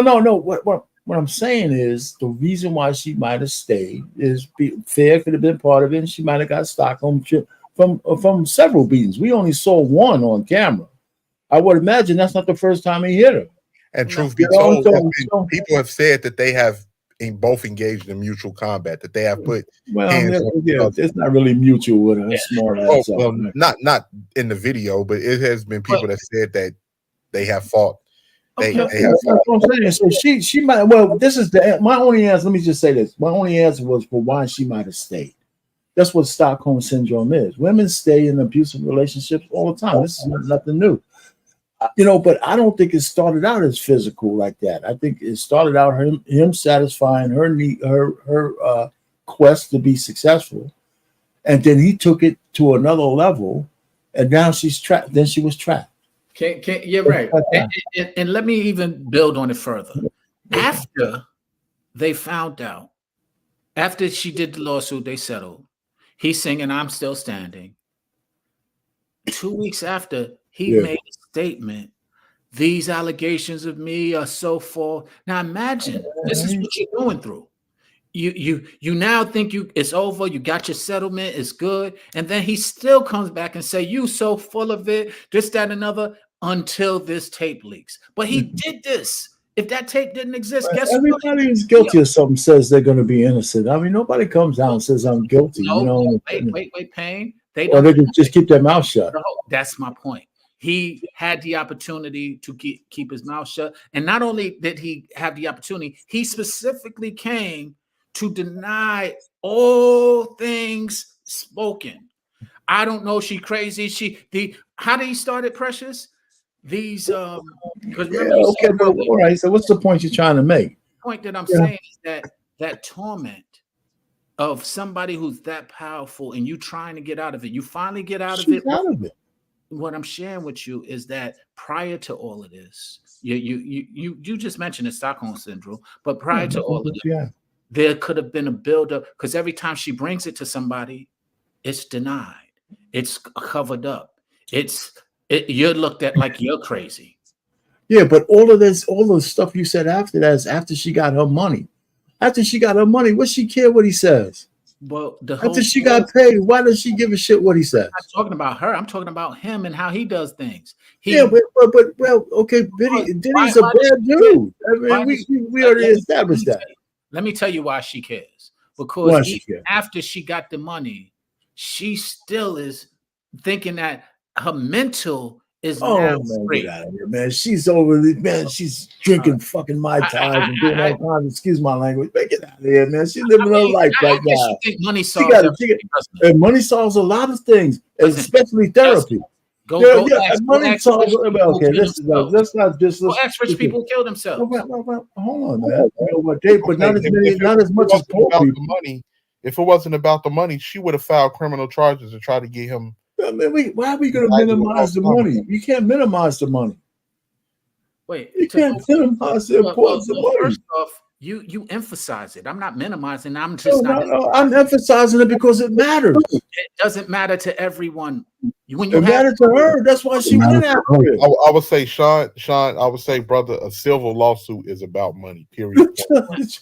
do you realize if it's not a criminal lawsuit, right, it's about the money. Now, I will say you're right, but how many people go through who can afford to go through? Do you know how mentally draining it is to go through a criminal lawsuit when you ain't got no money to fight it? You could put criminal charges. Are you sitting there trying to tell me that we don't understand going through a criminal process can be tolling on your life? But what are you trying to? She got paid, man. She listen,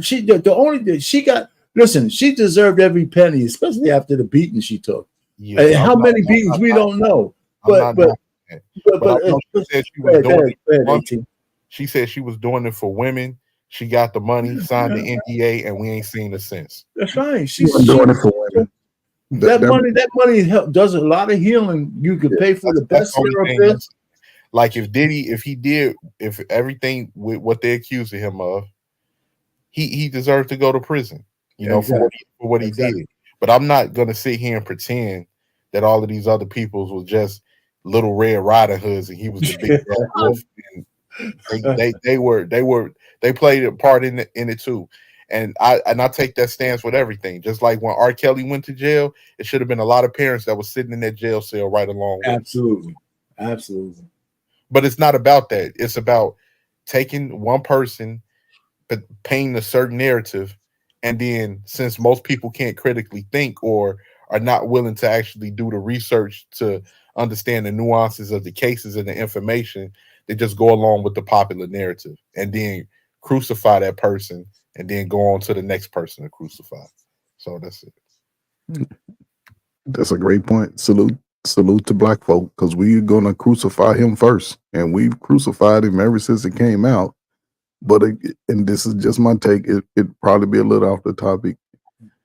Even with, Cassie was the one that really brought everything to light. However, she was in with him on some of his most intimate moments, and the way she was allowed to really just have no accountability into anything that took place, because she was with him when Kim Porter passed. Yeah. She was part of that dynamic, and she disappeared, but then everything was okay. And this is off topic. When she got with that white guy, listen, you gonna be fine or you gonna have some money. You better go get that money from P. Diddy for us to have this lifestyle. And now you don't hear anything else about it. So it wasn't about the criminality of his actions. It was just about the money. And that's where Puffy's put himself at.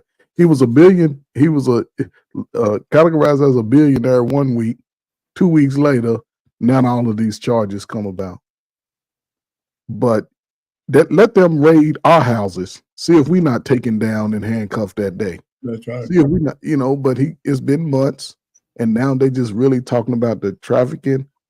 The list is going to be very long, very long. Yeah. I would like to see how many of those people are standing with him when they try him, more than likely convict him, because the list goes beyond the American borders too. It's gonna be ugly. He's not, like I said before you came on. I think he may never be free again. Yeah. He may never get out of jail again. I agree. And Coach, to your point, you're right. But here's what reason why cooperating witnesses do the same. They are participating, sometimes even guilty of doing a crime. And they're never heard again. So I'm not surprised. And if you can get money in the process of it, of course. Now you got to realize she could have got the money prior to, but his arrogance is what I'm speaking to.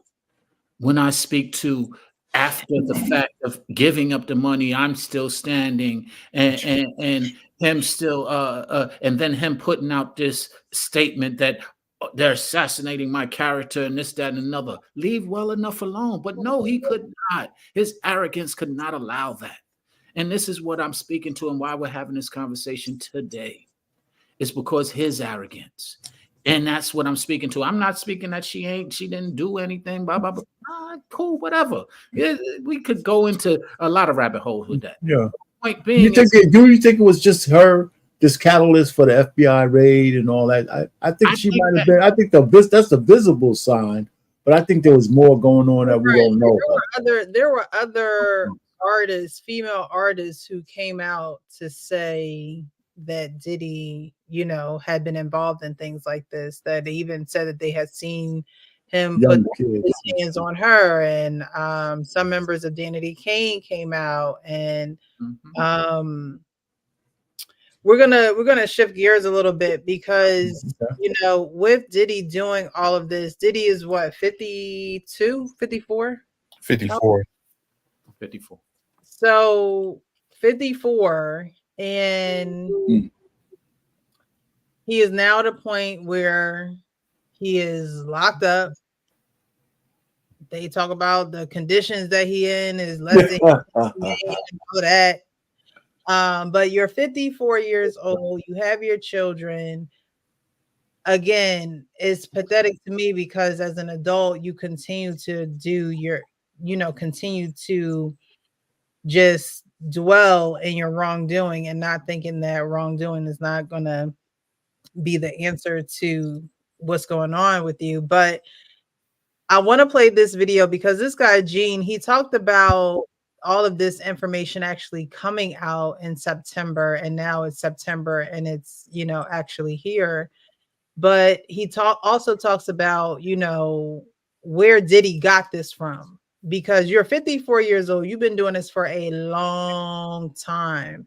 So, you had to have mentors. You had to have people that were kind of discipling you in this type of way in this music industry. So I want to switch gears and get to some of these clips that were kind of like very lightly edited. And that's what happened to him. He started doing the things to other people that was done to him. To keep it frank, he was doing the things to other people that was done to him. And it is what it is. From the people that mentored him. You got to realize, man, he learned from Andre Harrell. He learned from Russell Simmons. He learned from Clyde Davis. And then he probably, it made him into a monster, bro. I personally feel like he got a lot of the things that he did from his mentor, and then he probably did it to the 10th power. You understand? Russell Simmons admitted that he was a drug abuser. You understand? Russell Simmons admitted that he used to put his hands on women. So it's a learned behavior, bro. Some of that stuff may be in him through his childhood. Through his childhood, he may have some of that things in him, but a lot of things that he was doing was a learned behavior, bro. Biggs to his death. He caused a rift between Wolf and BMF that led to Wolf death. Cussed Wolf mother out. Lied about owing him $300,000. Because you had asked me how I feel, and I'm going to get into how I feel. Took a good friend of ours who raised money when he had the City College tragedy. A good friend of ours did things to make him popular in Harlem. Let him hang with us, be part of our crew the whole 9 yards. Disrespected him and wouldn't help him. This is how I feel about him being locked up and going to jail. Some people, their karma is so strong for what they do and what they did. The stuff that he did to Craig Mack. You understand what I'm saying? The stuff that he did to Black Rob and all those people in the spiritual world right now. His karma was about to catch up and was bound to catch up with him. You understand what I'm saying? His karma was bound to catch up with him, brother. So all these things that's going on right now, the learned behavior, what he got from these people who was not living spiritually correct with their behaviors and the things that they've done. He go and transfer and do that to people with the fact of all these people that he's hurt, that always helped him and been on his side and been there for him. What's happening to him now is one of the greatest tragedies that we're gonna ever read about, bruh. This is going to be one of the greatest tragedies that Shakespeare couldn't write in Richard. He couldn't write it in Macbeth. He couldn't write this shit in Romeo and Juliet. This is going to be one of the greatest tragedies of hip-hop, along with Pac's death, along with Big's death. And he brought it on himself because he knew that he was wrong, and he knew that he learned something that wasn't right. He know different from right and wrong, bro. You have a way to change. You know when something is right and when something is wrong, and you know if you're wrong, you get help. He didn't choose none of that, bro.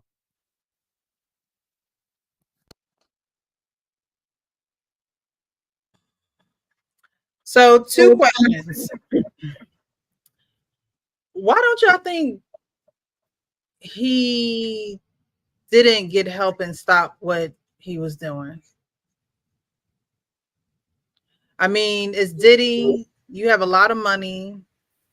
You have these artists. You're bringing in a lot of money. Or do you think that's where the majority of his money came in from? Was it from the music or was it from the mess? No, it was from the music. All of the publishing. We forget Diddy is known for being a great hip hop. He produced timeless hits. We first, before he came with Bad Boy Records, he was a part of Uptown Records, where we forget he produced Mary J. Blige's first album. He was producing music for Jodeci and managing things in Jodeci's career. Then came Bad Boy, Craig Mack and Biggie and Total and Black Rob and G Dep and Faith and Lil Kim and all of these people. So majority of the music came from the majority of the income came from the music. And it also came from, the deals and everything he did on the side, which, stems from what he did in the music industry. Um, is it a possibility he did bad business? Probably. Did he use a form of business contracts that he might have got the blueprint from a lot of these other record labels? Absolutely. Did he take advantage of people that was from the ghetto that was looking for a way out that didn't understand the music business? More than likely. Because one thing I've noticed about black people, we know we can't really get over on other groups of people because we stand out like a sore thumb. So we take their blueprint that they use against us and we use it on people that look like us to try to get, a standing and, to try to get a foothold in the business. So yeah, that's what I think. That's what I think happened. Was he arrogant and was he a person that was probably he didn't get help because it's accepted in that industry. When you have money and power, you can do a lot of things. You can do a lot of things and get away with a lot of stuff. And it's very well accepted, especially if you rubbing elbows with a lot of other people that's telling you the stories of what they was doing. Oh, yeah, we used to do all this when we was younger, and I used to do this and indulge in that. You think you can, and then it's steady no matter what you're doing, it's still people that's coming because they're trying to get up under you because they want to see if they can get an opportunity to, be a star or get an opportunity to make millions and different things like that. So it really wasn't no incentive for him to get help. But what he did to Cassie, what he did to Kim Porter, all of that other stuff, the chickens is coming home to roost on that.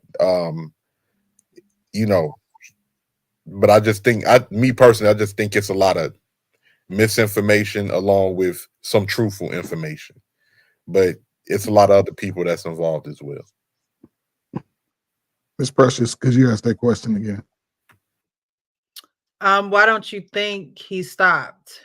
And is it because the money from what he was doing was too good? Like, was the money, you know, was the majority of his money coming from that, or was it coming from the music?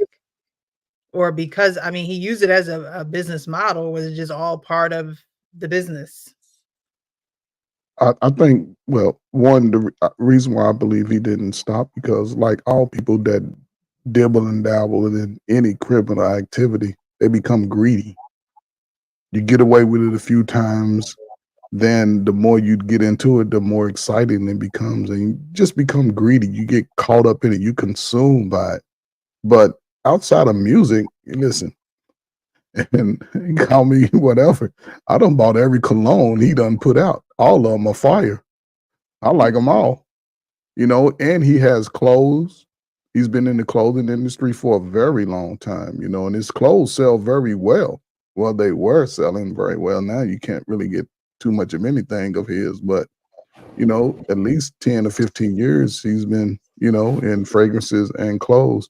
And on top of the music, Mace has talked about it, how he's sort of, and Mace ain't had a hit since what, 2000, 99, 90 something, so just shady business deals like any other music executive, and now, with everything else added to it, who knows? I would like to see his financial sheet of where he got a lot of his income over the last 10 years, but I would say it's a little mixture of everything, but greed and arrogance, being in a position where you can meet people who sort of, because to me, a lot of those people who were invited to those parties that got to the after party, they came there for that reason. They could give a damn about just socializing with somebody like me and our pain showing up at the party, but they came for a reason. So you don't travel to another country just to hang out and kick it and drink some nasty ass Ciroc. You coming from that little traffic at the end of the day. What's her name? I don't. I mean, I'm just throwing it, saying it. But hey, go get Saprita. Tell her meet me over in the back room with the gold door on it, and bring some of that baby oil with her. So You mean Hey, Carisha? yeah, so well, the saying really is that power corrupts, and absolute power corrupts absolutely. And that's why he didn't change. Nobody gives up power, and if the devil was in him, was no way to get out. It has to be exercised, and right now it's being exercised. And unfortunately, it's a little too late. So he had a lot of money. The lawyers are gonna bleed whatever money he has left in all the lawsuits. He's gonna be, like I said, I don't think he's ever gonna be free again. Some of these charges are gonna stick. Some of them are gonna go away because RICO charges, they might sound good on paper, but if you look at the RICO case against the YSL down in Atlanta, half the shit's falling apart in a lot of areas, because the way those charges are structured, so he had a legitimate business, and he used some of those logistics of his business to do some criminal things, but there's a lot to ferret out, and it was interesting to me that some of the people who are ahead in that little graph you showed were women. You know what I'm saying? And, so I think that kind of makes it even a little bit more insidious. Not because women, because who should know better but women about people getting trafficked like that? Because most of the people probably, women being trafficked. So you got to prove a lot of that stuff. You really got to prove a lot of it. That's the only thing I'm saying. It's going to be salacious. We know that he's not clean. So it's easy to say, he's guilty of everything, but it's gonna be interesting to see how it fleshes out. But he's not getting out. I mean, right. They confiscated so many tapes, so many phones. You got to think, if he was, they were at that hotel where, the beating of Cassie took place and she left, and there were hotel workers who knew, who kind of tried to give her counsel and say, hey, why would you want to go back in there? Well, they stopped it, didn't they? Didn't they stop her from going back in? I think somebody stopped her from going back. I thought she went back in, but even with the freak off being at the hotel, right? If you are recording all of this stuff, I saw or heard someone say, if you're recording all of this stuff and you're doing it on Wi-Fi, it's easy for them to track that down. Right. It's a double-edged sword with those recordings. Some of those recordings are going to actually exonerate them. Well, we'll see. No, I'm saying because it's going to show that a lot of stuff was consensual. We'll see. Well, yes, it's consensual at first, but when you continue to drug someone, when you continue to we're adding drugs, they're adding that in there. We don't know. I mean, that's a different part of it. But they found that too. They found drugs. They confiscated, what do they call it? The pink cocaine or something like that he likes to use. I mean, they showed him putting it up somebody's nose, or people taking it on their own? We don't know. Because there's a lot of people that say that that was the same thing with Bill Cosby and everything. For all we know, these people can be lying and they participated in the drug use with him. Or along with there him. could be a combination of both, because if he owned the drug, like putting. Well, the difference between him and Bill Cosby is that Bill had already settled the cases that were reopened, and that's why he's out now, because it was really against his against the law. they used some of his Yeah. testimony illegally. Yeah. Right. So Sure that's the difference. Whereas Diddy doesn't have that luxury as of right now. It is what it is. But what's interesting about it, I keep going back to the tape. Do you realize? Let's just say. Well, first, let me ask you a question. Why didn't he seek counsel? It's been spoken about, but I would say this easily: money is addictive, and power is intoxicating, and he was a victim of both. So, and he felt that he could control everything and no one can control him. So that's why. Why would he need to? He's controlling everything. Why would he need to get help? He doesn't feel he needs help. He doesn't feel, he gets away with everything. It's like a spoiled kid. If you get away with everything, you don't feel that you're getting away with anything. So victim or purveyor of both? What was I think both. I say victim only because it's unfortunate, as Gene was just saying, that he was actually touched in the past, and he basically hurt people. Hurt people is a saying that is commonly spoken about. I gotta disagree, Sean. I just don't think a grown man being touched and then you turning around and it don't add up to me. I mean, and I don't think he was touched at all. Like, have you spoken to victims who've been touched? People as children, yeah, I knew 2 people as children.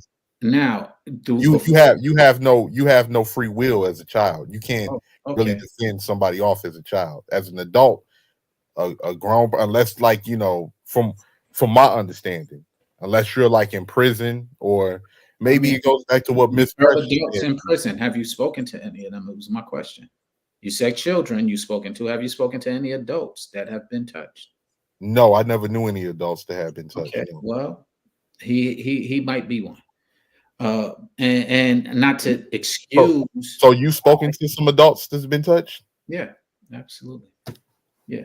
But so what was the scenario behind that? Did they? I mean, you just mentioned one, jail. The thirst, the compromising of their integrity because of this industry is another one, or because of what they're pursuing their dreams. I've had conversations with people who have compromised their integrity due to their dreams, similar to what we're talking about here. And these was men. Yes, these was men, grown men. Man. Yeah. What you got to realize, it's what you value versus what they value. I understand you value your integrity. They valued the success, accolades, and money. So they was willing to compromise their manhood as grown men for money. Not they were willing. They did. It wasn't no will. It's beyond willing. Then that's them. Okay. That's them. And the point is, I'm not judging it one way or the other. Them versus what your integrity is your integrity, and what you value is what you value. I'm just sharing with you that people value things that you don't. And I don't value those things, so I can understand where you're coming from. And that's why I had some of the conversations like, yo, how could you do that? And why? And some of the answers, I was like, oh, well, I guess you value. They wanted as Payne said, they wanted the fame, they wanted the fortune, they wanted all of these things. And they would go to any means to get it. And so once you go to that, and this is what the point I was making, he went to those extremes. So he feels that anybody behind him, or anybody who that's what they got to do. This is what you got to do. So I ain't trying to hear you not doing any of this. You say you want this. This is what you got to do. And so they now he's influencing and coercing them to do exactly what he did. And I'm not saying it's right. I'm just sharing with you that you say influencing and coercing Yeah. someone that's already an adult. And the interesting thing is that even in jail, I haven't spoken to a lot of people who, as a matter of fact, let me take that back. I haven't spoken to anyone. Let me reverse it. I've heard about a story, and the story that I'm thinking about and where I got that from and what was embedded in my mind is the cat that they call, he called himself, or they called himself the booty bandit, and how he shared that sometimes didn't even have to do much of anything. Just his intimidating presence made grown men bow down to his desires. And again, I'm not, I can't say one way or the other that I'm not judging it. Let's just say that I don't agree with it. I'll even say it that way. But the point is that it has happened. And so while it has happened there, I've seen it happen in the industry where people had just did strange things for change, both men and women. That I'm like, yo, whoa, really? And these are people who you would think would never do anything wrong, prestigious, even educated, all of that. And and I'm like, wow, you really decided, whoa, because they were intrigued or they were in awe of this lifestyle. Sean, Yeah. this probability that you're speaking of, to me, and when you're talking grown, I can see 15, 16, 18, 21, but when you're talking people 35 and 40, this is something they either did before or always wanted to do. Just by somebody speaking words to you, and next thing you know, they got baby oil on your back. They wanted to do this. I mean, in They fairness, wanted to do it. I didn't identify what grown was. And if you're, and grown to me is 18 or over. So I'm not specifying that with somebody 35, 40, 50. I'm not even implying that. I'm saying grown is over 18. Yeah, but okay, but that age is impressionable. That's why, you can pull up in your nice little whip, show $200 in ones, and you can get a young girl to go. But for the most part, in Diddy's case, we talking about grown people. We're talking about adults with gray hair and everything. Okay, well, to your point, you made the point of impressionable. Impressionable doesn't have an age. But depends on what impresses you. But what I'm saying is, impresses a lot of people, and when you have wanted to do that. What was that? I'm saying I'm not wanted to do I'm not that. saying that they didn't want to. That's never been my statement. I'm saying that impressionable is what I'm glad you used that word, is what I'm speaking to. Impressionable doesn't have an age. I've seen a lot of people who are of the age, who's smart, intelligent, educated, every accolade you could talk, doctors, so on, who were impressed by something, specifically money. Money is usually the most influential impression that swerves people in directions that they wouldn't normally do. But he's not offering money. He's just offering you come to the party. And this is what I guess I've always believed: mind over matter. It doesn't, just because somebody has something and I may want it, I'm identified as a man. And listen, I've been in sports all my life. You can't even get elbow close to me. I never played basketball with my shirt off. But to be grown man, and somebody's offering me an opportunity, and here I am, mature minded, just because you offer me an opportunity to rap, get in the industry where by the time your ass is 30, you too damn old any damn way. And they Trey Ferg, we're looking for a light-skinned brother, man, to play this part, man. I'm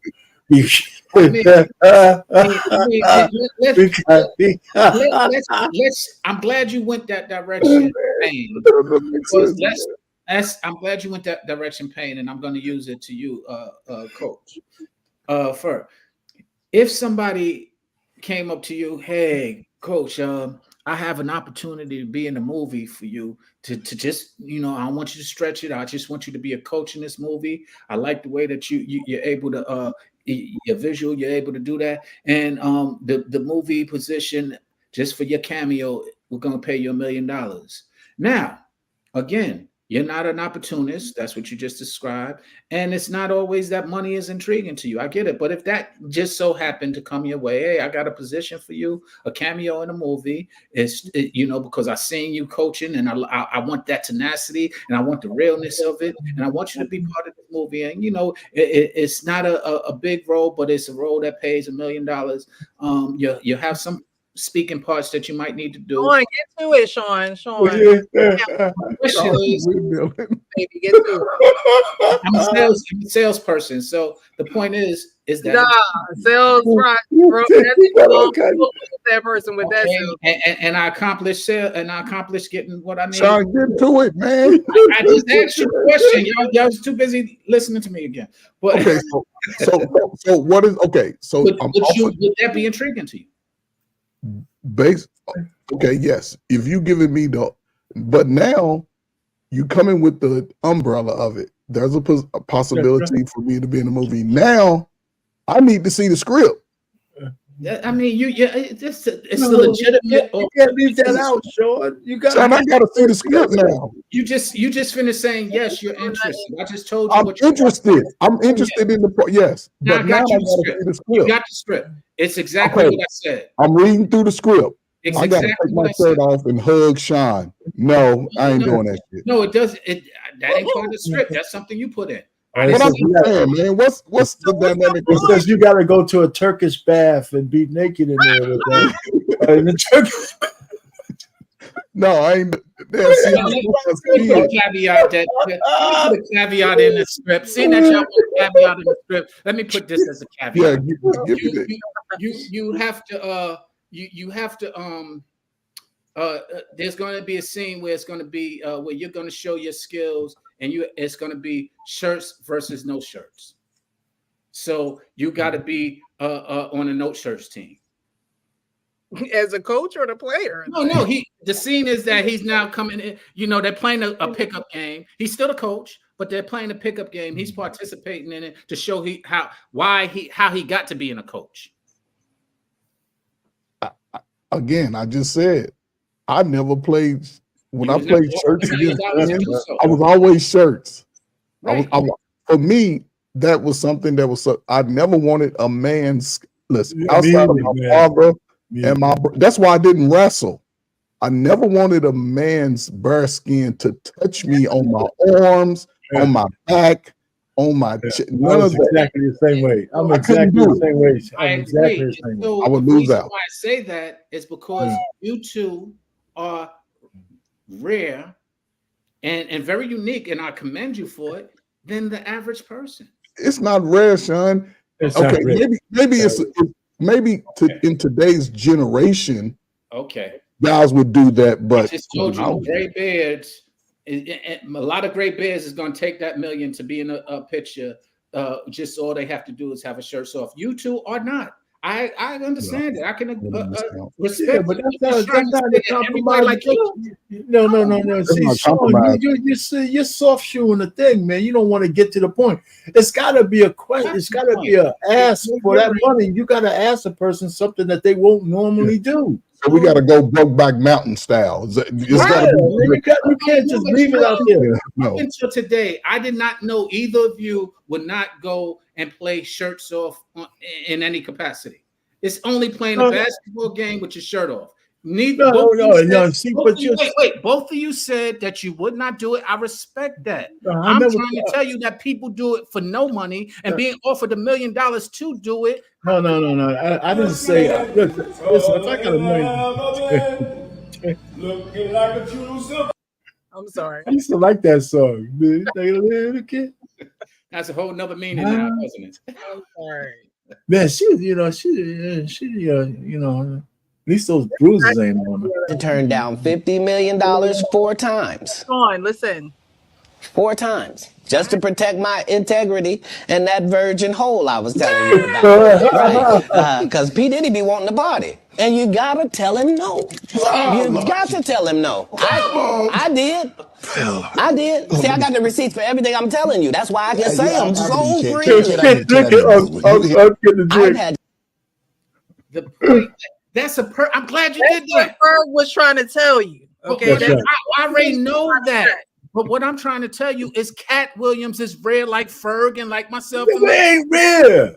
Well, you asked him and he gave you that answer. And what did I say? I say I respect that. I just said you're projecting that more people are like you, and it's rare to be like that. It is. You don't have a lot of Cat Williams. You don't have a lot of coaches. You don't have a lot of these people who will not do that. Is all I'm sharing with you. As a matter of fact, if we were to scale it, it would be more over 50% who will do it than not. But y'all sitting there acting like y'all don't understand that. No. Listen, Sean. But we gotta put the scale right.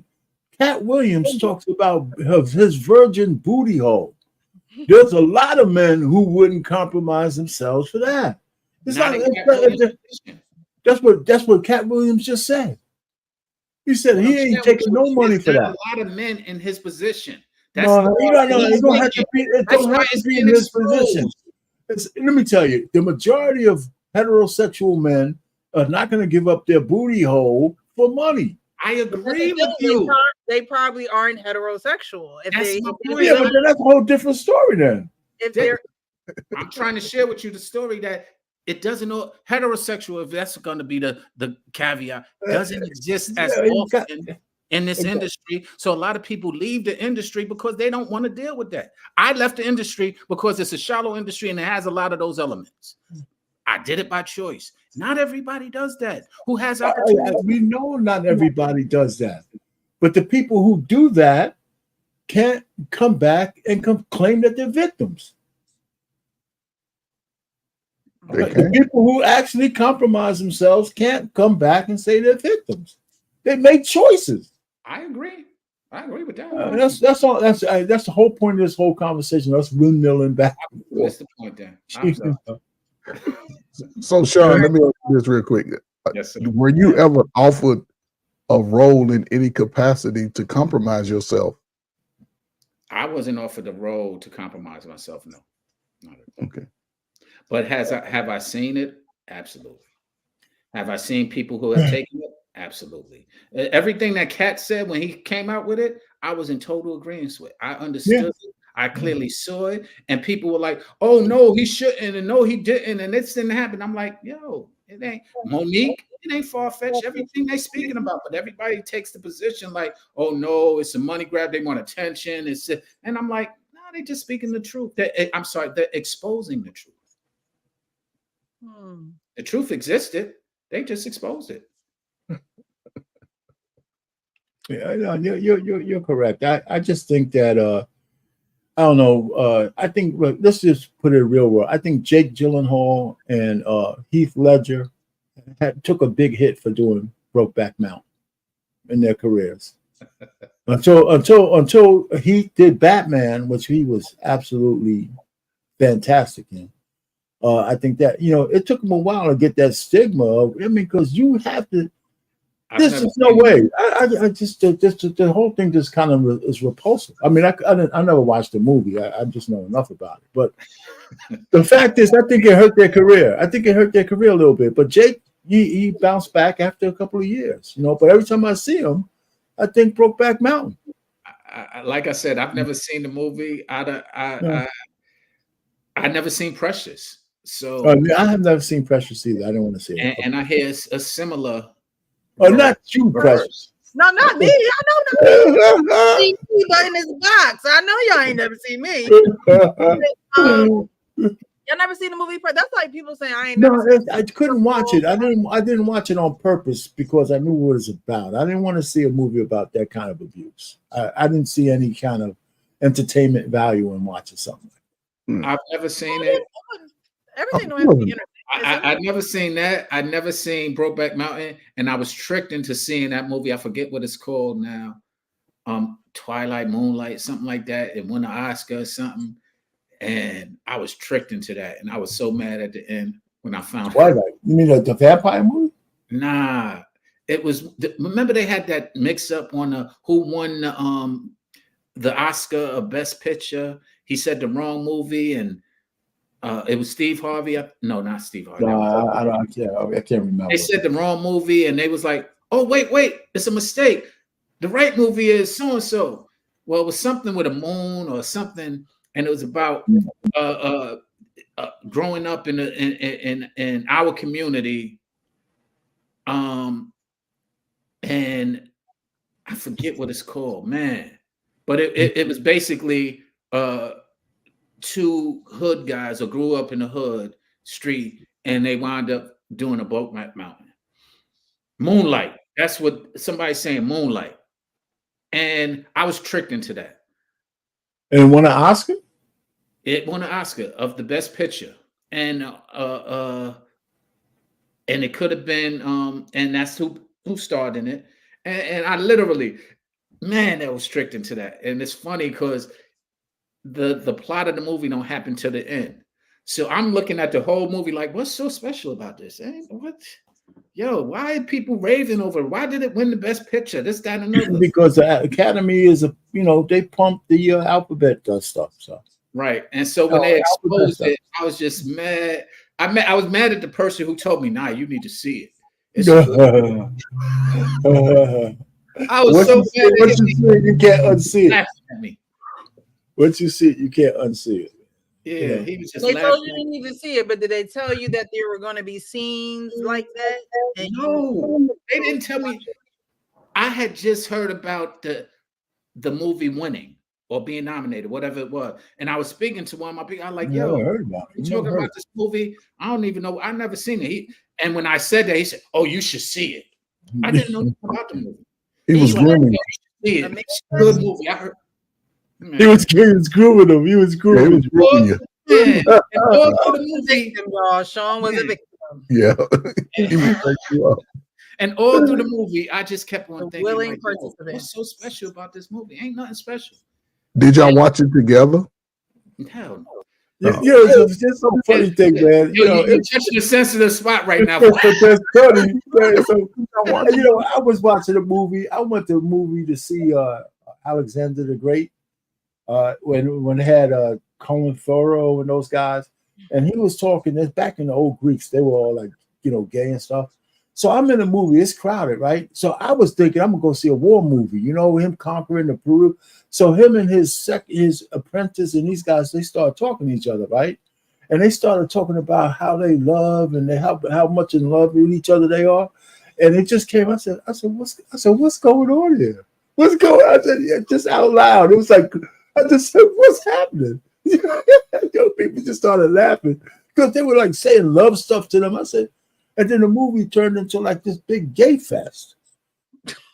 It was a big, I said, it was Oliver Stone who did it. I said, what the hell, man? They had all these beautiful women there, but it was just, they were more interested in the boys. And I said, Oliver Stone, man. I said, listen, man, he got me to the movie theater under false pretense. I wanted to see him take over the world. Alexander the Great, right?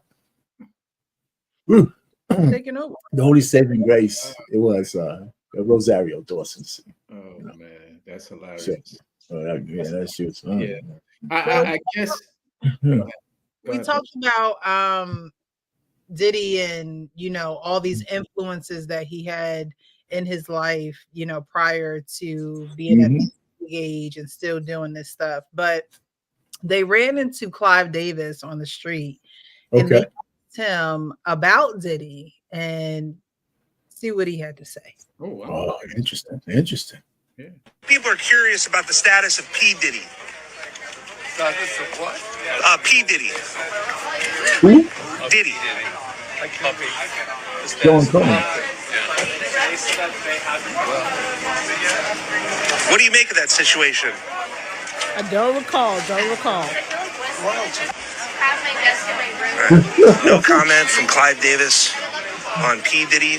Mr. Davis, you're a major influence on the career of P. Diddy. Have you spoken to him since the federal raid? Oh, you could. Yes. Have you spoken to The Sean silence Combs? is deafening. Why do you take that selfie? But you know what? I would admit, yeah, I guess he knows who he is, but I think I would have said Sean Combs. My here's what that is to me. Look, My that homeboy LaMonica says it all the time. He said how conveniently Sammy Sosa, when he was asked about it, didn't speak English. Yeah. Oh no, That's no, right. no, yeah, no. that one. And that's what I feel happened just now with Clyde. I can't hear you. I'm too old. Yeah. Hey, listen, man. You know what? You got to play the old card, man. Shoot. No, someone Wait, who wait, that's wait. like somebody asking him about Whitney Houston. In fairness, What you say, Precious? Wait, What in fairness, you say? if what Jeff just said is true, then I gotta say maybe it's not. He said Clive Davis is currently 92. And 92? Wow. If he's 92, that I can that he took reaction. that selfie. He took that picture with that person who just randomly appeared out of nowhere. What? And then did you see the boy's face when he randomly, after he took the selfie? Did you see the boy's face? Like the mission is done. Like face, Oh man. look how he is, right? He don't probably even know who Clive is. Since the federal raid. He posed for him. That's hilarious. Exactly. And that's the thing. Okay. He posed for this picture, but couldn't answer a question about. Hey, didn't he promote Alicia Keys as well? Clive Davis? Songs in A minor? She was signed to his label, yes. Yeah. So, Diddy is not someone that you just forget. He's not someone that you just don't comment on. So when we talk about, these people, are they going to, come forward, or are they going to wait until all this information comes out? Clive Davis is the head leader. He's the ringleader. Agreed. They say he broke P. Diddy in. Yeah, you're right. Clive Davis as he's Puff Daddy, Sugar Daddy. Clive Davis said no comment without the comment. And the funny thing is, I just gave the example of Sammy Sosa not speaking English. Well, that was Clive Davis acting like he is incomprehensible. Don't you see they gotta lead me in by the hand? I'm doing a Joe Biden perk walk. They're holding me by the arm now, man. Exactly. He turned into an owl, and P. Diddy was no one he had ever encountered before. He understood, and to your point, he understood everything else up until that question. It was like wait, and he was in a different. He heard it enough to say who. If you can say who, you heard it, right? And that wasn't the first time they asked him the question. They asked him the question again, so he had time to ponder. That's so funny. I don't know who this guy is. What are you talking about? I take back what I was saying. You're right. Yeah. Okay, I stand had corrected. time today, and on both occasions, he just. Have you spoken to Sean Combs? He didn't know. People are curious about the status of P. Diddy. Status of what? P. Diddy. He heard the status of. He heard every word until P. Diddy. That's hilarious. What do you make of that situation? I don't recall. That's hilarious. Hold on. He got a confirmation. He got a confirmation. Like, what'd you say? Did y'all hear? He heard every word and repeated it up until Diddy. The status of what? Look past Clive, and there's a guy in the background. I didn't even see him before. Okay. Look at him waving. I don't recall. Right. No comment from Clive Davis on P. Diddy. Mr. Davis, you're a major influence on the career of P. Diddy. Have you spoken to him since the federal raid? Have you spoken to Sean Combs? Silence is deafening. Oh my God, that's so funny. Wow. That is pretty funny. I'm going to reemphasize that. Did y'all hear that? They said, what do you feel about the status of P. Diddy? He said the status of what? He heard everything up until P. Diddy. He repeated it. He repeated the status of what? Now he didn't hear nothing Yeah, else. the guy should have said Sean Combs. He should have said that. As opposed to in P. Diddy. fairness, Payne, it had nothing to do. That's what I'm trying to share. It had nothing to do with the name. He heard everything. No, I hear you. But You he's would've said old. He's old and confused. P. Diddy No, sound no, like he's no, doing it right. no. You know, old and confused. Man, gotta get. To your Diddy point, cool? He said no Diddy. He said no Diddy. wow. That's his answer. No Diddy. Man, he was like, he repeated the status of who? So he heard what's the status of everything. He heard that, repeated that. He also said one word, and I don't know if you guys heard him or not, but he said, well, when somebody says, well, like that, that means you see what's going on. You hear what's going on. You saw him beat that woman in that hotel. You know, so the cookie gonna crumble the way the cookie gonna crumble. So sometimes that's that sometimes you're going in the workplace and you don't look like all of them. You realize what the passive aggressiveness looks like real quick when they communicate with you. I remember working at my old job and we'll pass by a woman every morning, white woman. Good morning. Nothing. Like, I know. It's just me and you, like Yolanda Adams said. It's just me and you. And I'm saying good morning. You're not saying anything back. And like the woman who was commenting on this said, the silence is deafening. Yeah. Because there's so much being said that's not being said, but I hear it oh so loud and clear. Right? That is something that if any, I know we're not the only people that have seen that video. But anyone in the industry who has seen that video, that has been identified with Diddy, that has been at these parties, they have been the same, haven't they? Mum's the word. Unless you somebody that's coming out and trying to testify against Diddy, or he had these allegations against him. Mm-hmm. What can you say? It's going to be interesting to see what comes out in the near future, in which I do think that there will be definitely something coming out in the near future. Of course, we know that they denied his bail, and which our Payne doesn't necessarily agree with, but they did deny his bail. So we made a bail appeal to Judge Carter. It did not go our way. The fight continues.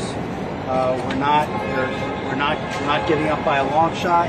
I told Mr. Combs I'm going to try and get his case to trial as quickly as possible. I'm going to try and minimize the amount of time he spends in very, very difficult and I believe inhumane housing conditions in the special housing unit in the Metropolitan Detention Facility. And I'm going to do everything that I can to move his case as quickly as possible. I understand that the government has a great amount of electronic devices that they have to download and provide to me, but everything's on the government's timetable, nothing's on the defendant's timetable, and they're going to have to accommodate me and him and give us a quick trial, and I'm going to be pushing for that. He's ready, he's focused. He has been ready to defend this case since he first found out about this case. Nothing has changed from his perspective. I obviously would much prefer to fight this case with him out of jail, and we are going to try to bring that about through additional legal process. But wherever he is, his resolve is the same. He believes he's innocent. I believe he's innocent, and we're going to fight this case with all of our might until we don't have to fight any longer. What do you think he thinks Diddy is innocent of? All of the charges? I'm just laughing still at housing conditions Yeah, that's funny. And inhumane. Yeah. Okay. That to me is the funniest part. Like, Really? No, if you're coming from a place where Diddy was living to a place like that, it's inhumane. It's like culture shock, big time. You think? I'm like, you're detained. He's not in the feds yet. He's still in jail. You Yeah. think? Have anybody? Listen, he might not come to. I'm telling you, his trial's not going to start for months, if not long. Yeah, he might be in there 6 months before they actually go to trial. He should be able to get it. I'm not really going to take any questions, but at this point, we are moving forward. We're preparing for trial as we speak, and we are considering our next steps and appealing the court's ruling to me today. All right. Thank you all very much. I really appreciate it. You're doing good. Now I have a question. Is that the second bond that was is that the second time that they denied him bond? Because I know the magistrate is what they was speaking about was the first person who denied him bond, but then they said it was going to the district, and that I don't know whether he got denied yet. Twice. I'm not sure if that's the first or second one, but they did deny him. Okay, so they did deny him twice because that's the second one. Appealing the first one, which was the magistrate, and that just goes until they go to the what I was taught. It was a different judge the second time, and they still denied him. Yeah, there has to be some compelling reason to. Yeah. But I'm saying he's going to be in there for a while. So yeah, because if that's the second one, then he probably is because that was her hope that the magistrate that they could get over because that's the first person who get it, but the second judge who actually they say is going to go through the whole process of this trial as the judge denied it, then he might have some issues. I mean, but listen, they don't want him to become a flight risk. They're trying to keep him. Where's he going to go though, Trey? But I'm just saying though, Russell Simmons, people get out of, at one point, everybody thought he had left the country anyway, but they don't want the fact that he didn't run. The fact that he didn't run, I don't know whether that means anything or not. He had chances to run. Russell Simmons ran before he got into any trouble. Well, you're right, but here's what it is. After the investigation in April, they did take away his passports, his mother's passports, his kids' passports. So he hasn't had a passport since then. So it wasn't that he could have run. How could he be less of a flight? If he wasn't a flight risk then, how could he be more of a flight risk now? He can't get out of the country. Well, what the whole thing is he definitely can be a flight risk. He don't have to get out the country. He could unalive himself. Like he don't have to. Okay. He don't have to go anywhere. He could, You think they're doing that for his own protection? Could be. He has a long list. Think about it. He has a long list of important people. That. Or maybe they're doing it for somebody who might try to off him. Well, they're doing it for the protection of the case, and that includes him. And I think the fact he can't get out on bail and he could afford this. He can. That's a bad. I mean, so then, if that's the case, like you said to me earlier, what is the circumstance where you don't get bail? Because you said then nobody should. No. I'm saying, I'm just saying that if he actually unalived somebody, deleted somebody, that's one thing. Or but this kind of case is a RICO case. It's a criminal enterprise case.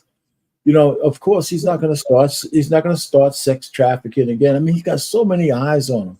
I don't think there's anywhere he could go. Listen, I mean, if Precious says something like they might be worried he might delete himself, maybe, but I don't think they care whether he delete himself or not.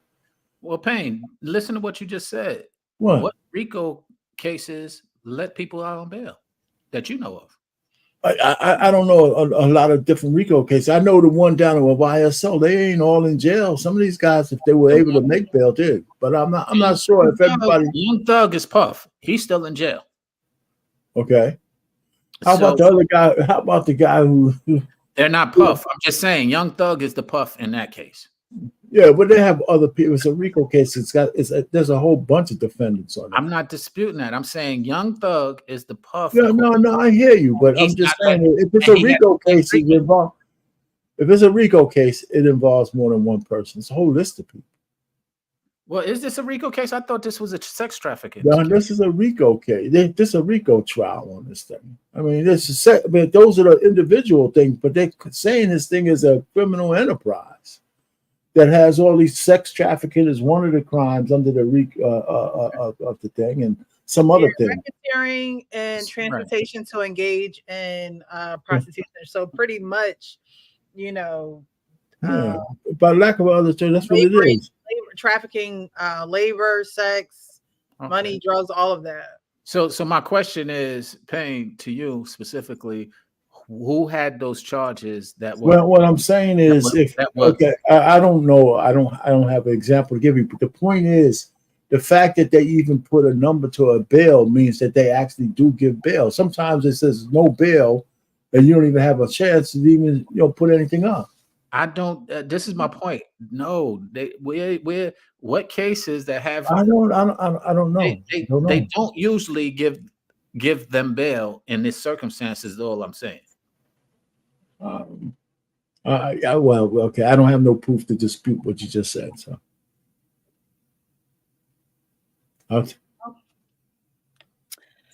we do know that he's in there now, and he may, like I said, he may never see the light of day again. Right, until they're ready to take this to trial. I mean, like his lawyer was saying, and I don't know. I think lawyers who defend people who do bad things, I could never.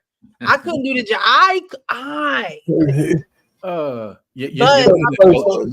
So can I ask you a question, Preston? You don't believe that everybody, no matter what you've done, deserves a trial? Oh, have your trial. I just want to be a part of it. Like it's just not something that I can sleep comfortably at night. Y'all know I hear you. I can sleep comfortably at night knowing you're defending somebody done egregious things and I'm defending that. And the funny thing is, that point of view that you're speaking to is the reason why I was speaking what I was speaking to earlier. You have integrity. There are people who just don't have integrity. So now defense lawyers don't have integrity? I mean, a lot of them don't, because they'll go up there and lie. My client is innocent. No, the prosecutors lie too, though. I'm not saying they don't. That's the integrity that she's speaking to. Is she won't do it because of her integrity. You won't get into what we spoke about earlier because of your integrity. I would be the person who would find to piece the puzzle together. I would do that stuff. Like, okay, they were there on Friday night at 7 o'clock. But I'm not the one that's going to be on the stand like, no, he's innocent. No, it don't. He told me in the back room that he'll give me about 50 million more if I could. It's not working. I understand, but our system is an adversarial system. Somebody's going to prosecute you, and you got to have somebody's going to defend you. Yeah, that's whatever it is. That's the way it's set up. Yeah, I know. I just, I like watching it on TV and stuff like that, but I just this one might be on TV. Who knows? Yeah, it's going to be. Actually, it's a federal case, right? It's a federal case. Yeah, so it's not going to be televised. It's not allowed. But how it'll be televised? Yeah, but isn't YSL televised and people have cameras? Yeah, no, but that's a state case. Oh, okay. I thought that's a state case. That's Fannie Willis's case. My fault. I thought you're right. I was thinking otherwise. Yeah, I just couldn't do it. But it'll be interesting to see the timeline from he's been arrested to when they actually do go to trial, because from Diddy to go from the palace to the pit, so it's a lesson. It's a lesson. It's a lesson that I think a lot of people learn in real life who are not millionaires and billionaires to know what it feels like to go from the palace to the pit. And because they know what that feels like, and some of them know what it feels like at an earlier age or at an earlier time in their life, they're not willing to go back. I got an example for you. Paris Hilton, when she kept getting those drunk drivers, drunk DUIs, the judge says, you know what? I don't give a shit about your money. You're going to spend some time in jail. So a chick whose world was her oyster, once that door closed on her, on that 8x8, she almost went crazy. She hasn't done one bad thing since that. Well, the difference is she's always lived in a palace. Well, what I'm saying is, I'm just saying, can you it's imagine the freedom you have, and then all of a sudden you're in an 8x8? Boom, Puff is not unfamiliar with the pit. Is all I'm saying. Well, yeah, but still, he's been living in I agree. luxury for a long time. Come on now, yachts, yachts and things. I'm Let hoping. me tell you, man. You know what keep me out of jail? Not the toilet seats, the toilet bowls with no damn seat on it. You know they don't have no, like, they don't even have, I mean, they don't even have like the the thing that goes up and down, man. Come on. And then everybody around you, oh God, that ain't the worst being of on the it. road with some artists. What's the worst of it? I remember being but seriously, it's a steel toilet. And it's in the middle. It's in the middle of your cell. You ain't got no. You ain't got no. Nothing. You just sitting out there. Oh my God, man! Jesus Christ! Yo, you want to hear something funny? I was on tour. I was taking a bunch of artists on tour. I was taking them around tour, and we stopped at a gas station on the way. And I was like, "Yo, I can't use the bathroom." All of them, because they all had been street people, was like, "Oh, you never been to jail, huh?" And I was like, "Nah." They was like, "Yeah, we could tell." Because you just said you can't go to the bathroom in it. When you go in jail, you go to the bathroom anywhere. Oh my God, man! And I didn't realize that, and I was like, "Wow, that's a pretty." I guess you're right. I'm a uppity black man. I swear. I am. Going to camp did it for me, man. Oh my God, I've been staying for life, man. Because in the camp we had, they had all the toilet bowls lined up with each other. So when we had to go to the bathroom, you sitting here, guy right next to you here, guy right next to you there, everybody. Blah, blah, blah, blah, blah, blah. Oh my God! What's funny is y'all said it earlier, and this is why I couldn't dispute your point of view, because y'all said I wouldn't play. I never wanted to play team sports, even though I had a lot of abilities, because I never wanted to go and take a shower in the locker room with men. Man, hold on. Yeah, I had to do that. Yeah, we had to do that. Yeah, see, I that was where I was. I was like, but see, that was in camp. We had this. They had the shower heads up at the top, and we were all of this like air. But in the locker room, that was different. At least you were in the shower with another guy. What camp are you talking about? They call jail camp too. What camp? We went to in Harlem. They had this thing called Camp Menacing. They would take us up to Port Jervis, New York, and they had like different levels for your age. It was beautiful. It was Camp Menacing in in Port Jervis, New York. Yeah, see, I think it was great. It had the Appalachian Trail went up there, and it was just the insurance killed the camp. Yeah, they would take a whole bunch of black kids out of Harlem and the Bronx, and we used to spend a month up there.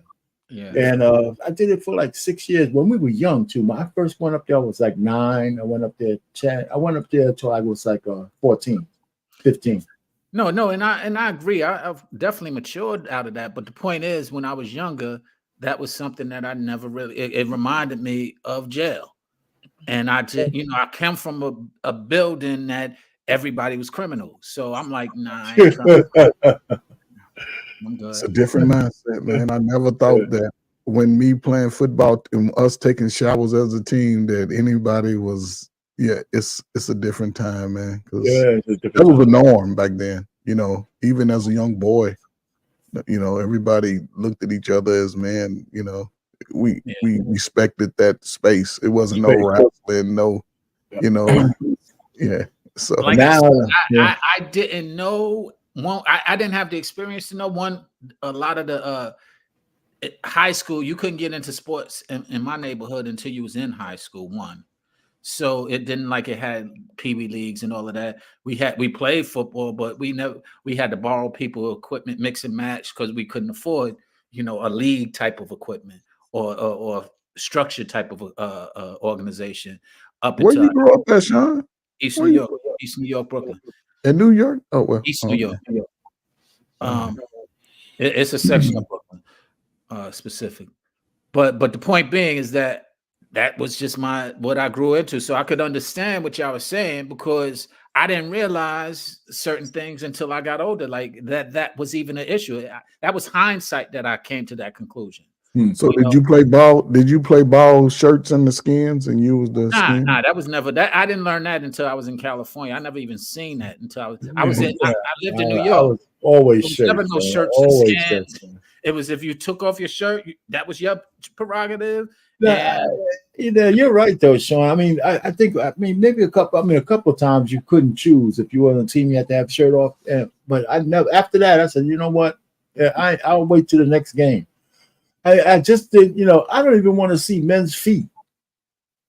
Like when they have like sandals and shit like that, I don't want to see your toes. Put those shits away. You know what I'm saying? Put them away. So I think yeah. Just off topic, I have a question for you based on what you. Are you one of those guys that wear sandals with thick and thin socks? I don't wear sandals at all. I don't wear sandals at all, man. I mean, socks and stuff. No, if I'm on the beach, everybody has their shoes on. But you can walking around, guys got their nasty ass toes out, man. You sitting there, man. I got pretty feet, man. I got pretty feet. Mine look good too, but hey, no Diddy. That's not for you. That's not for you to look at.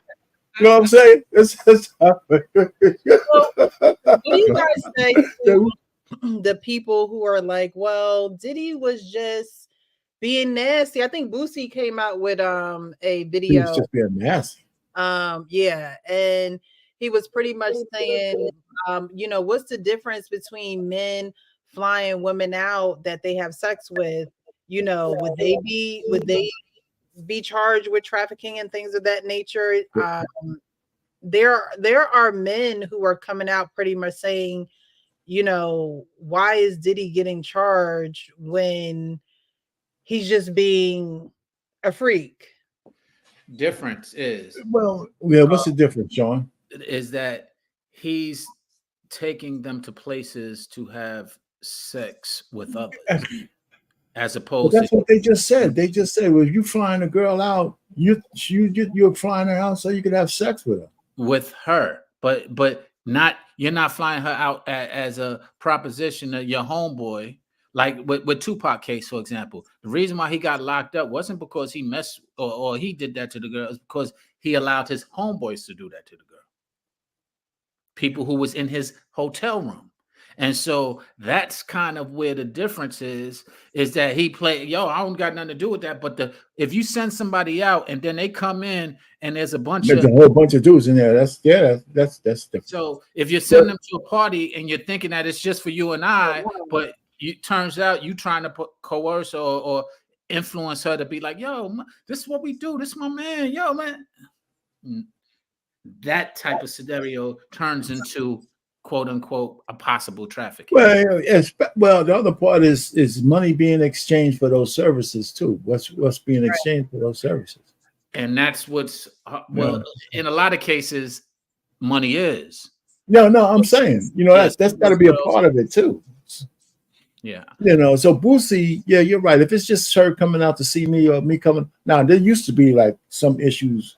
If you were I don't even know if it had to be a group. If you took a woman across state lines just to have sex or something, and somehow I don't know why.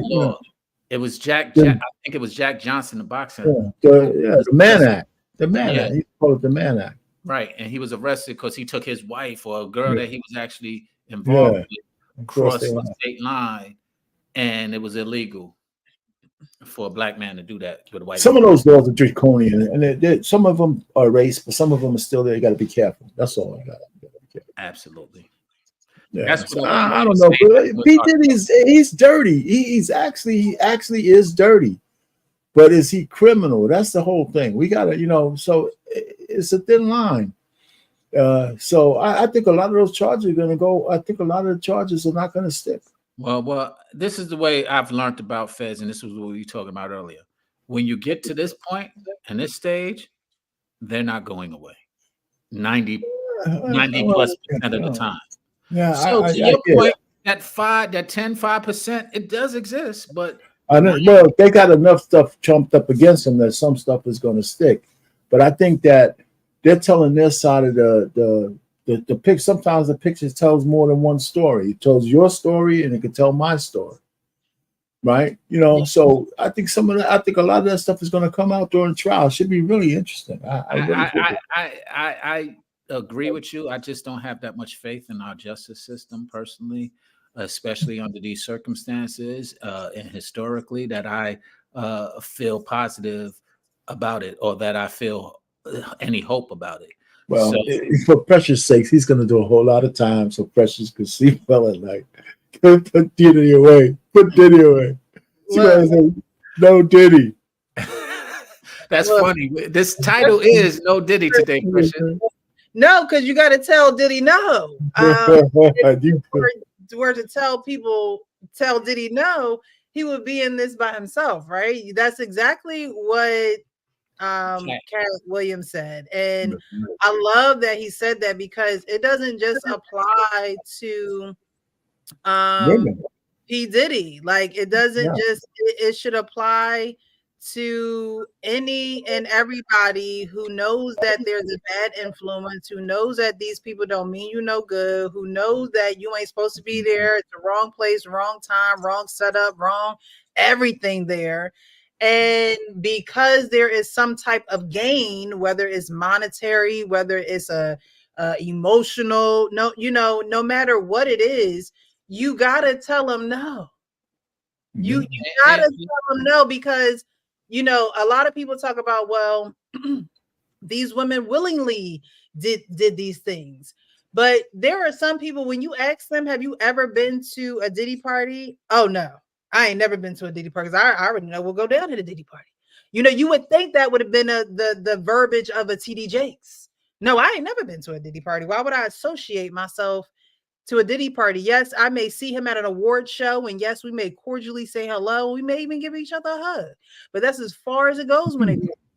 So you incriminate yourself when you're associated with this person. But no is a qualifier. And obviously a lot of people couldn't tell Diddy no, because of all of the things that he enticed them with, the things that he promised them, the things that they just thought that the grass was going to be so much greener on the other side. Right. So, it is a lot of people have trouble telling people no, period. People have trouble telling people no, period. And I'm not one of those people. I will tell you no. I won't call. I will stop communication with you, because sometimes no is what needs to happen. Right.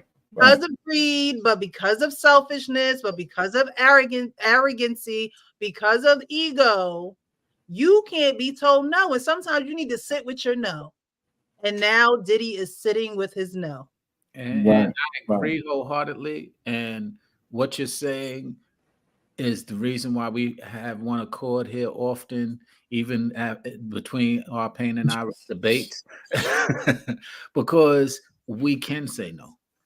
And we do have a reason for saying it. And we do have a moral compass that we abide by. And all I'm sharing is that is a unique thing. We often mess with you, Precious, and say how rare and unique you are because of those qualities and other qualities. But the point is that we can't just gloss over the fact that there is a uniqueness about that. And unfortunately, a lot of people say yes.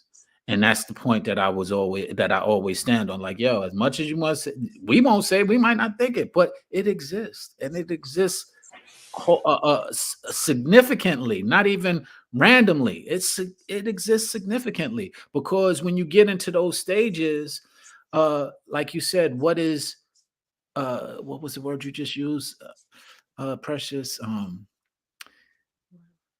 Entice. You have a lot more of an ability to entice. And once you find out a person's vice, which is usually the thing that they go for, they look for your vice. What is your vice? And they feel and approach it that way because they feel everybody got a vice. No, I think that, while some of these women, men and women, because it's not just women, it's men too. a lot of them, willingly did it. A lot of them, were drugged. Again, that this is what was found in his home. This is what people talked about when it came to Diddy. They said he would have drugs out like it was M&Ms and Skittles on the table. I mean, it wasn't a secret.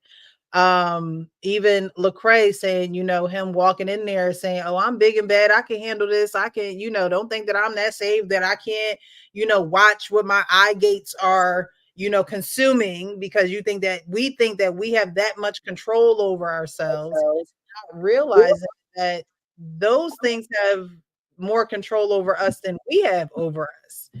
And so for Lecrae, for his friend to say, "Look, it's going it's going to swallow you up. Don't think for not 1 second that you are stronger than this." Because when you put drugs in the mix, now you're you changing the chemical imbalance of your brain. So now you're not even thinking straight. You're not even thinking straight. So any action, anything that goes on, can you be accountable for it? Remember when he was talking to Diddy and them and calling them daddy and this and that, and he went on a breakfast club and Charlamagne was like, "You don't remember saying all that? Like you called him daddy and you wanted him." He was scrambling and scratching, and you don't remember saying that? And he's like, "Look, I be partying." When something can take a hold of you like that and you have the influence for it to do it to other people so you can be pleasured and you can live out your fantasies, you need help. This is beyond the business. This is greediness to the 100th level. It's like how much sex can you have? How much, like I think R. Payne was saying, when you get bored or whatever, you add something new. Okay, we add something new, but is it the quantity? Is it the quality? Like what more? And how many year I after think year? he got pleasure out of. I think he got pleasure out of corrupting people. So every new person was a new window of corruption, right? So I think not only did he get off, because a lot of his parties he wanted to watch other people do it. Yeah. Right. So I think he had pleasure out of seeing this person who might have been straight laced, who wanted something, and I think he got pleasure out of seeing how far would you go to get what you want. I think that was part of his game. I think that's, like I said, a pimp mentality, and also an abuser. An abused mentality. I think he fell victim to that, like Gene said, because some of his mentors, Andre, God rest his soul, and Clive, and so on, groomed him, so to speak, or mentored him. And so, yeah, you do wind up having those. And the other guiltiness about it is that once you come to terms that that's what you did, you want everybody again to feel like or go through what you went through. And that's kind of where I push back sometimes. I've never been in a fraternity, but I push back on that hazing process, is because I feel like sometimes they lean towards making you do certain things to protect, to be participate, or good old boys club type of thing, where they feel that you might be guilty if in fact you're not participating in what happened. Now, again, to your look, coach, I am not part of, nor am I downplaying or speaking against. I'm just speaking my opinion on why I didn't. And it's because I was also in this industry, and a lot of that was taking place. Hazing was taking place in this industry. They call it grooming now, but I feel like they can be synonymous at times. And that's kind of where I'm leaning towards, is that where there is synergy, or if you take it out of context or put it in a different context, one can be the same. It's kind of like coercion. And I don't particularly agree with that in any environment. Now, if you didn't do that, which I don't know the process, that's why I keep on making these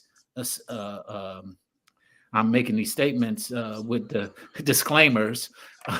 But the point is that regardless on how you do it, a lot of times that good old boy mentality, politics do it, police officers do it, industry does it, sport people do it. Like if you're not with me, you're against me. So they try and make you feel like you have to do a certain thing in order to be part of this. And this industry it runs rampant. My brother who introduced me to the industry and also protected me in this industry often, he's my older brother, said he told every artist I produce and work with to get control of your vices. And that's exactly why I bring up vices, is because that's the first thing that they try and target is your vices, your insecurities, what it is what is it that I can offer you to get what I want. And if you have them, they're going to exploit them. And if you don't have them, they're going to ostracize you and make you feel like, oh, nah, I can't deal with that person. They're hard to work with, and so on and so forth. All right, y'all. Final thoughts on this whole thing, and then we're gonna put it to rest and hear more about it. We'll start with Sean. We'll go down to Arpane, and we'll end with Coach Ferg. Thank you. My final thought, first off, thank you, Precious. Thank you, fellas. I always enjoy these conversations, always enlightening, always like the going back and forth.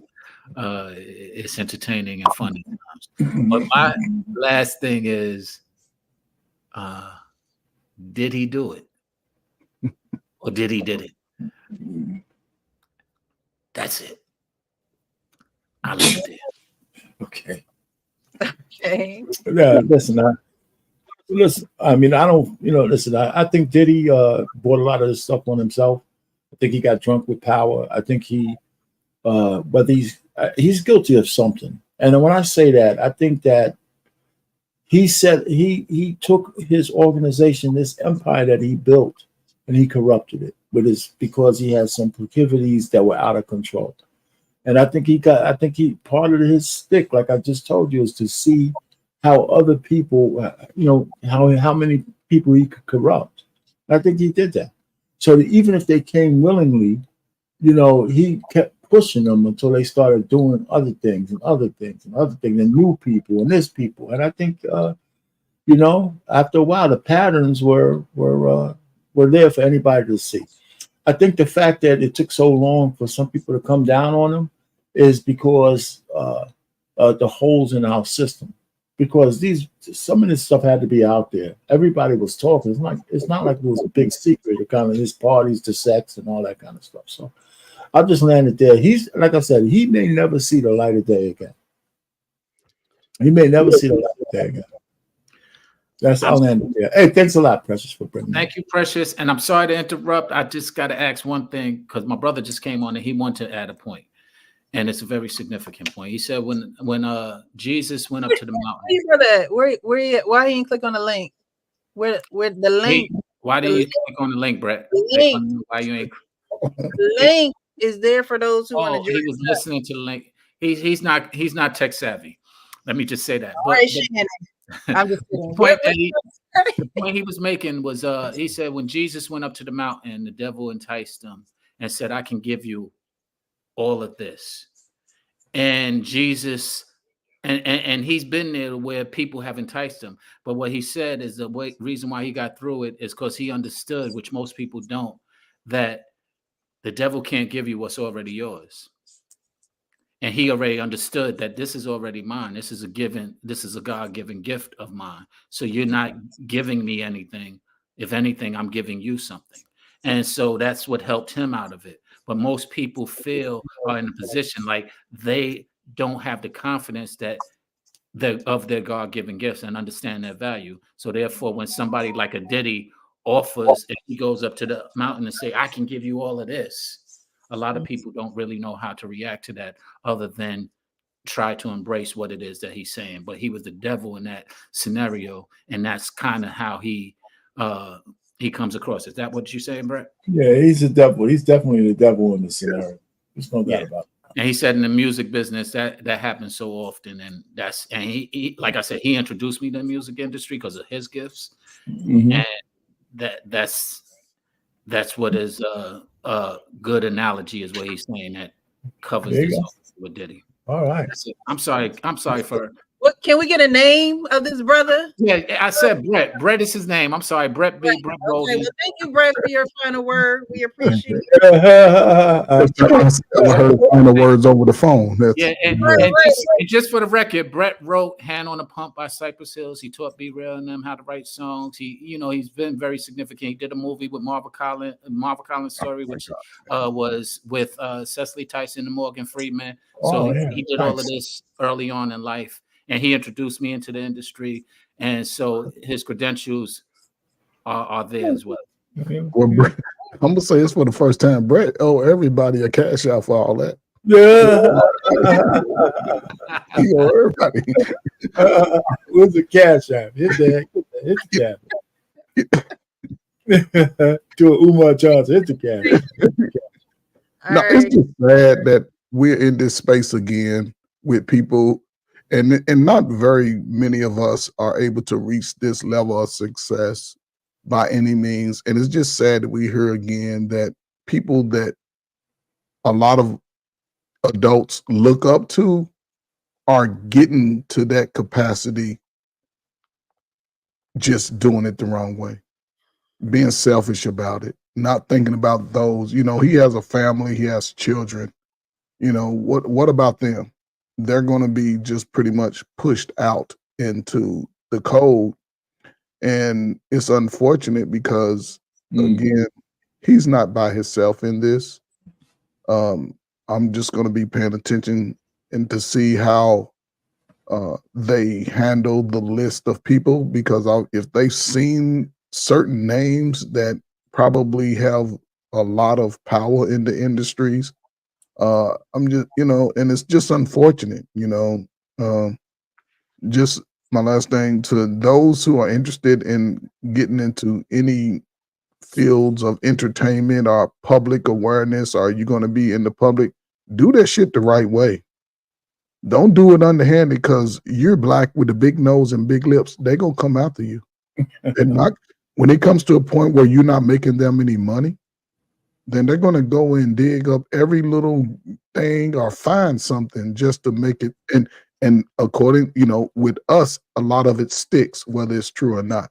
Once it gets attached to you, it stays attached to you. So, but if you want to do it the right way, and if any of y'all parents got y'all slow ass kids trying to sing and do the industry, you make sure that you reading contracts, make sure that you get your kid home before 12, make sure that you are very involved in it, be a part of it. Don't sell your child out for a few little dollars.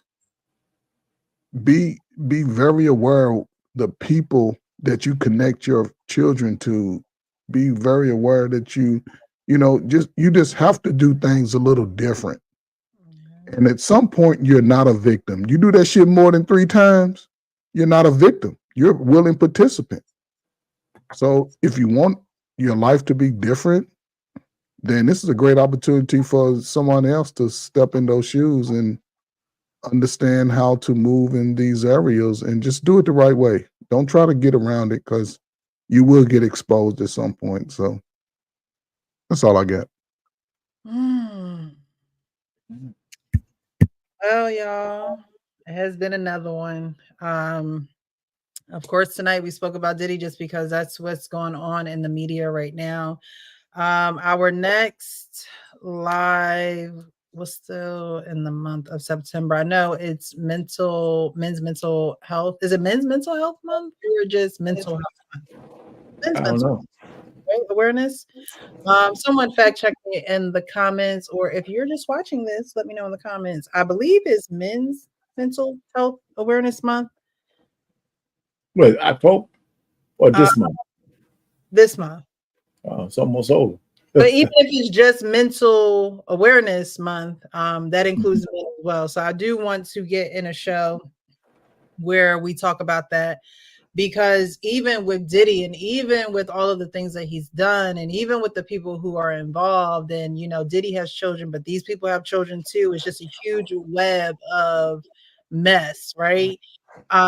These people are human, and now they have to sit with their nose because he got to know, no, bail denied, no.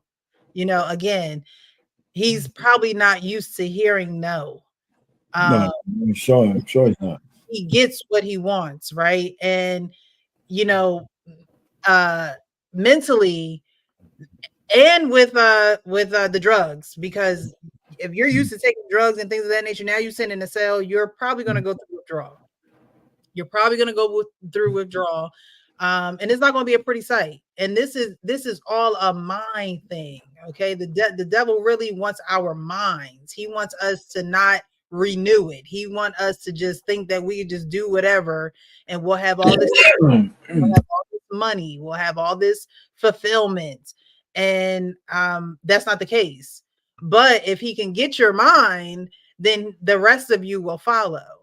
And so now Diddy is definitely going to go through a mind renewal, and I hope that he goes through this mind renewal, because my grace ain't sufficient, but the Lord's is. Okay, my grace may not be sufficient, but God's grace is sufficient, because He told us it is. So let's just hope that Diddy does turn a new leaf, but that is going to take a lot of mental.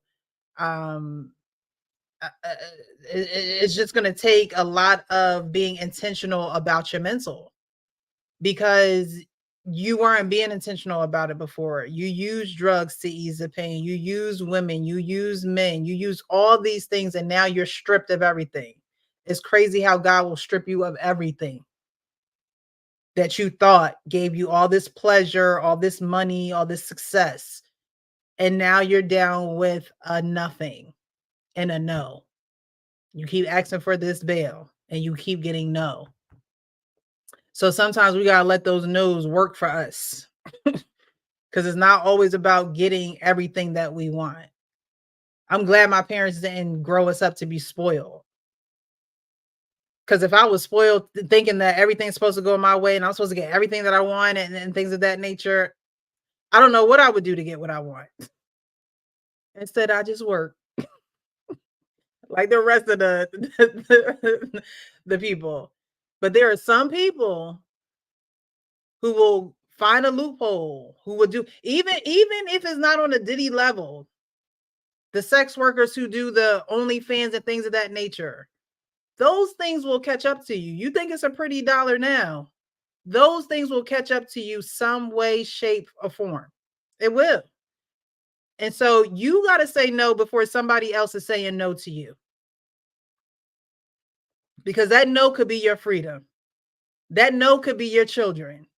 That no could be, the other people who are in other places who have control over your establishments, your money, your assets, whatever. Learn to be the one to say no before somebody else got to say no to you, and you really have no control. So I appreciate you guys. I'll be letting you guys know in the chat when our next live is. Thank you. But it probably be around this time next week, Wednesday or Thursday. We'll see. But I'll let you guys know. But my final and closing words will always be real with yourself so you can be real with others. You guys, happy Thursday. All right. Take it easy. It's Thursday now, huh? It's Wednesday. It's Thursday now, yeah, for sure. You're keeping us up past our bedtime. Y'all keeping me up, okay? It's Wednesday for me. I'm on West Coast. Good night. All right, good night, guys. All right, y'all.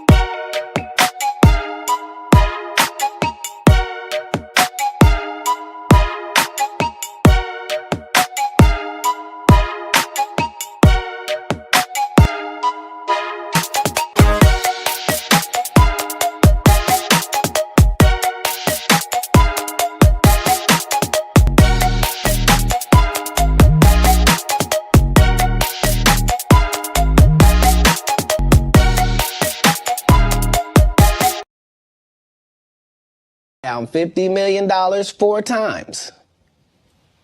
4 times. Just to protect my integrity and that virgin hole I was telling you about.